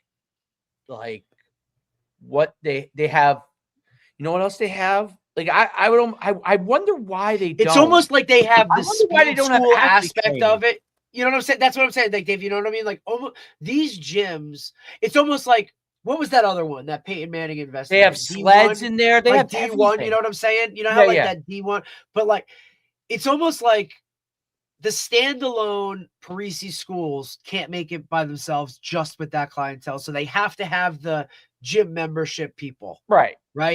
Or, you know, look, you even see some of these other places that are taking more of the angle of like, all right, this is a bodybuilding gym. And look, here's your posing room, I've seen that, right? Yeah. Like, you have to have almost those 3 entities to hit on every bit of the gym clientele in order to survive. All right. Because not everybody could just be a Planet Fitness, pay and fucking never $10. Yeah. You know, and go to anyone. And then look, we don't have free weights or we don't have, you know what I mean? It's like, there's a thousand things or whatever. Retro's cheap, but the retros, the crunches, the Planet Fitness, like, look, it's why my undergrad working at Spa 23, which was an individualized type of place, like, had evolved and tweaked everything that they needed to do, because a standalone gym of what they were, right, wasn't the thing. It was the chain of whatever it is. And like, that's why they had a pool and they had swim lessons. That's why they used to be racquetball courts all over, and then took them out and only had one thing. They used to have a basketball court, and then they got a Pilates studio, and they added a massage piece to it, right? Like, you kind of got to hit on so many different clienteles. Lifetime does that. I mean, you pay for it. Don't get me wrong. You know what else they have too? So I used it a lot in the beginning, but so now they have all the sauna and all that recovery stuff, right. But they have Normatex, a whole thing of Normatex. You could sit and get Normatex. Yep. You have the massage. They have the hot and cold massage, automatic massage, and then they have the force plates. I mean, not the force plates. The vibrating plates where you stand on it for recovery. Yep. So they have all the massage tables. Yeah, they have. They've hit on that aspect of it too. It's crazy, dude. It's crazy what they have. But I've been on the treadmill, and you always just usually do the treadmill. Like, I go in there, I just walk, right? But I was like, I'm curious if it has, because it looks like a Woodway. I'm like, does it have any? I couldn't believe it. It has it. Like, you could do it as if you have a parachute on your back too. So you could do sprinting. You could choose parachute mode. You could choose the size of your parachute. It creates the force as if you have a parachute on your back. It's not exact, but like, it's pretty damn good. It's pretty close. And you're sprinting like you have a parachute. I'm telling you, it was exhausting, dude. And then it's like you're pushing the sled. They have the sleds down there too, if you want those. But you could use the treadmill as if it's a sled. You could use. There's a whole bunch of different modes. It's crazy. You just press a button, or obviously you could use it as a regular treadmill. Obviously, we've seen technology change and all that other kind of stuff now, dude. But that fitness world, like I could only imagine, like think about even you having owned a facility, the things that you would have had to invest in to keep that thing going. Like, hey, we got to put in a You got to juice bar. focus. You like if I opened the facility because I thought about it. Your niche has to be a niche that's gonna like work a year round, right? Like where we see a lot of like the seasonal stuff where, you know, obviously every January 1st, if you're a gym owner, it explodes. But in the summer, like nobody wants to be in the gym. They want to be outside or do whatever that shit is, dude. Like it's a really fucking, and that's why I love that I was so tight with my boss back then, who has since obviously expanded. And he's on this whole thing of, he started these Kid Strong gyms. They're opening one in Brick. He's finally coming down, buddy. Like youth gym activity type shit. Holy fuck, dude. Like he's up to 12 now. You know what I mean? Jersey, Connecticut, New York. Like he just keeps making these, buddy. The niche. Like, he found that thing, right? Where mommies want to still be in shape, but they also want their kids to kind of get in this whatever. So it's like, you know, gym daycare. Like I would, if I could ever open a gym, and I don't know if, because it would sit idle so long, I don't know if it would work financially. But to me, a pure performance gym, like literally, like really, like almost like what Tony Bonnie does, but you know what I mean? But focus it also intertwined with football. So like maximizing you as a football player, meaning all the speed, explosive elements, things that are important there, but performance from a standpoint of like getting better at your actual like craft. Yeah. So like that, intertwining that to maximize you as a player, that's what I would do. I don't know if it can make it in football, you know, maybe it can, but but that to me would be like, that would be interesting, because I would want to take like, okay, only in a class, like this class has 5 receivers coming in that are high school kids. That's it. That's all I would want. I don't want, it's kind of like what I see like the guy we just talked to, like Vanucci, what he does, right? Like the LIU receiver academy. Well, he has some big groups too, though. But then he does the, you know what I'm saying? And then look, what did he said? The best part about it, he's like, look, I don't want to do the young kids. I have a guy that does the young kids. Yeah. You know, there's, you know, yeah, we talked to do that. Yeah. We talked a little bit after, and he's like, you know, like, you think we could collab on something and do something? He came to my camps. He was a stud at my camps. Yeah, I mean, remember, Dave, he's like, I told you he asked all that shit. But he's like, he's like, you think like, he's like, I could probably get a lot of kids to go and do something that Dave does, and we could work something where it's, you know, a collab or the both of us or, you know, whatever. I said, buddy, Dave is always open to like hear a pitch or hear a whatever you got. I said, but at the same time, understand, like, he's a business guy. He'll tell you whether like, nah, we're not fucking doing that. You know what I mean? Or like, nah, I've done that. I said, the best thing about Dave is I would need to be teamed with the younger guy now to do like more of those, like not the 7-on-7, what we do now, we do really well, but like any of these kind of like, like, let's say he said, hey, I'd like to do a performance, like really make it something really good. Like I wouldn't do that for me on my own, like, because I don't think, like I would want it to be really well done, but I don't know if I wouldn't, just haven't talked to so many of these parents a lot. Like when I was gonna start the middle school thing again, like come back around. Like I may do a camp again, but I'm thinking about how I want to do it. But I don't want to get into the like paying $70. What do I get? You know, like I don't want to. I paid $70. How come my kid? I'm not getting recruited. MVP. Yeah, yeah. I don't want to get any offers off of this. Nah, like if that's what I'm going to be doing, that's not his 40 time. Yeah, like no, I'm into getting the time. Fucking laser said.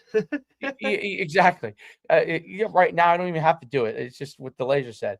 But it's I don't want to get into all that stuff because I can't differentiate, even though I know I do a better job, I can't differentiate between me and some other guy. I could put on a great camp, but I'm answering way too many questions about something. So that's because of the market has shifted so badly, not badly, just greatly shifted.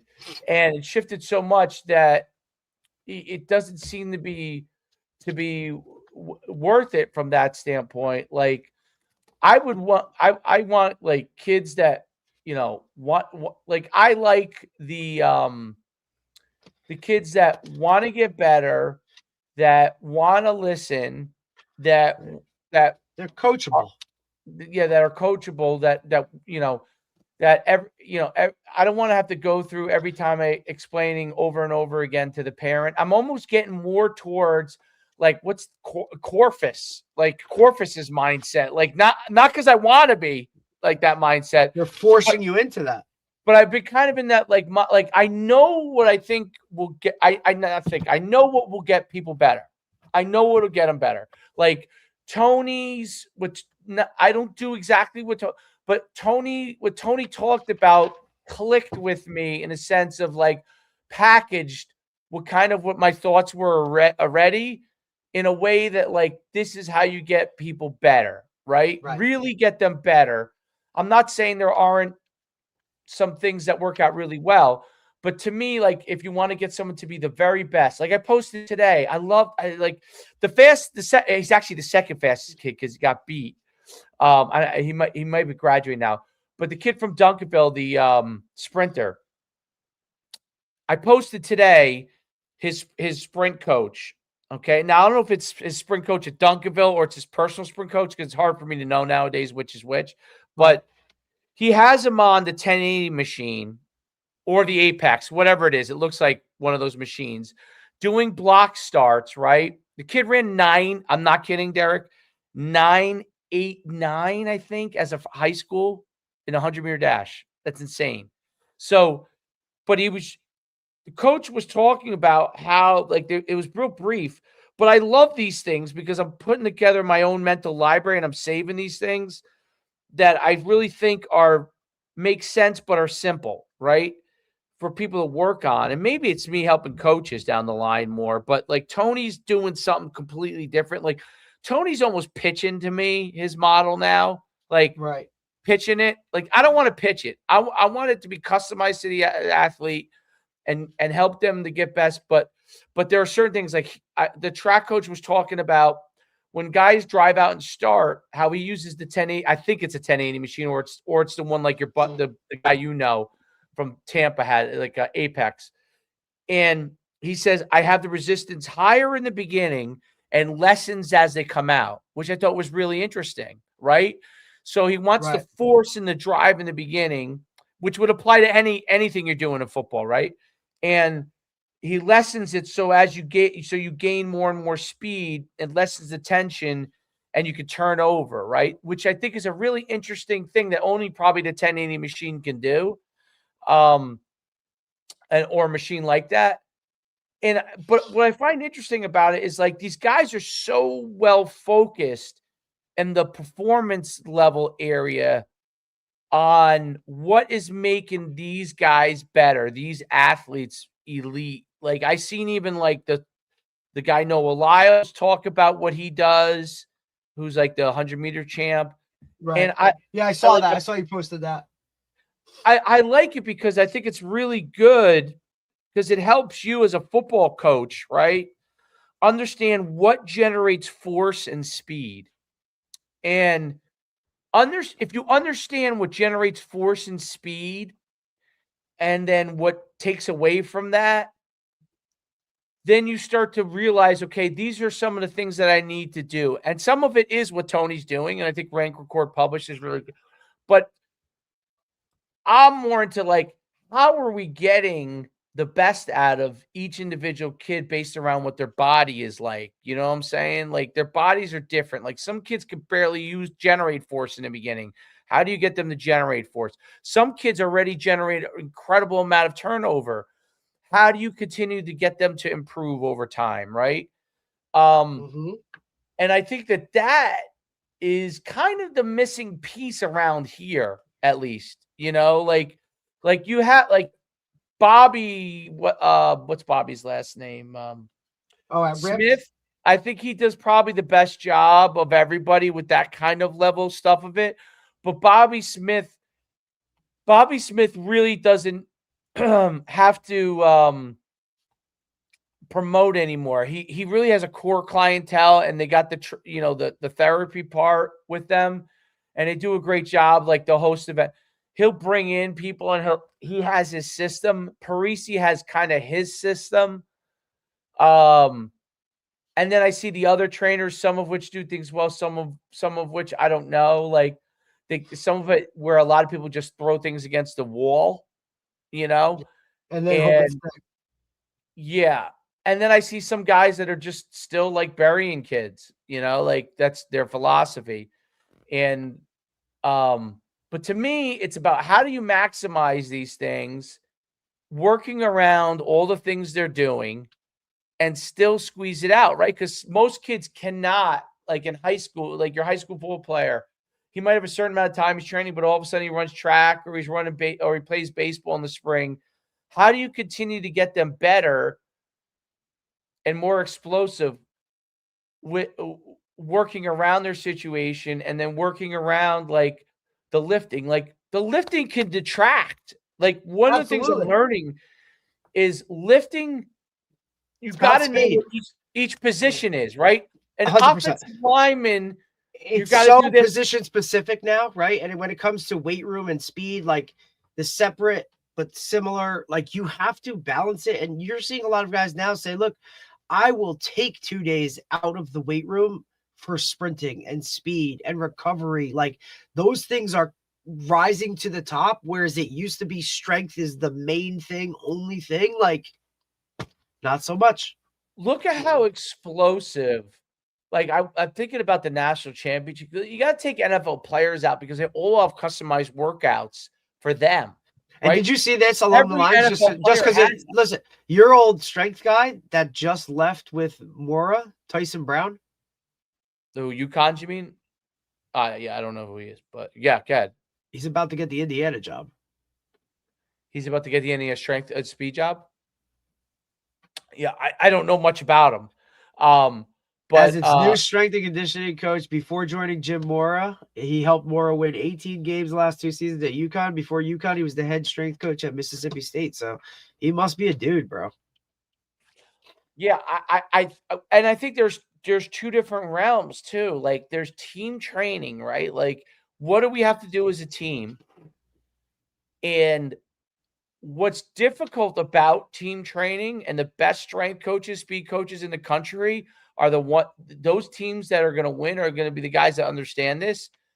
How do I get the generalization program of what everybody can do at the same time that I'm getting the wide receivers what they need and the defensive tackle what he needs?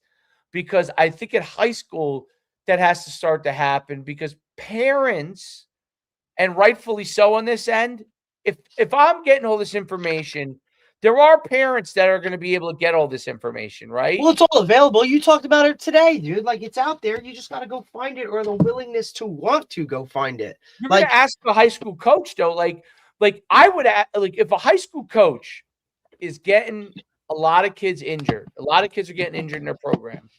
You're going to have to ask the coach, like, what is your program about? Not football wise. What are you guys doing in the off season to get my kid better and lessen the opportunity for injury? My original co-owner, and by the way, I was old school and gave him a hard time. I was great with speed, but gave him I was really big on like you got to lift and sprint, right? His biggest thing, Brad Vaccaro, and we used to battle about it, but it turns out he was right. He was just way ahead of the curve. He said recovery. It's huge. And injury prevention.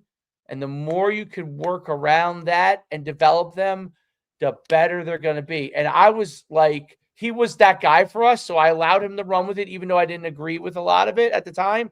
But it turns out he was right. And he was really right because a lot of the things that happen is that, like, when you customize it, they end up performing better because they're less injured. And that was his whole thing way back when. Health. That was his whole thing. That's all these guys talk about now is, if I can keep my team healthy, the best players can be on the play. And that's their equivalent. Sprinting does that because you're pushing the body to the max of what it is with sprinting. And now your body's accustomed to doing that. Not just let's turn it on Friday night. Right. Lifting translates in base stuff. I would say, like, your base, like your foundation, your stuff that's foundation. There.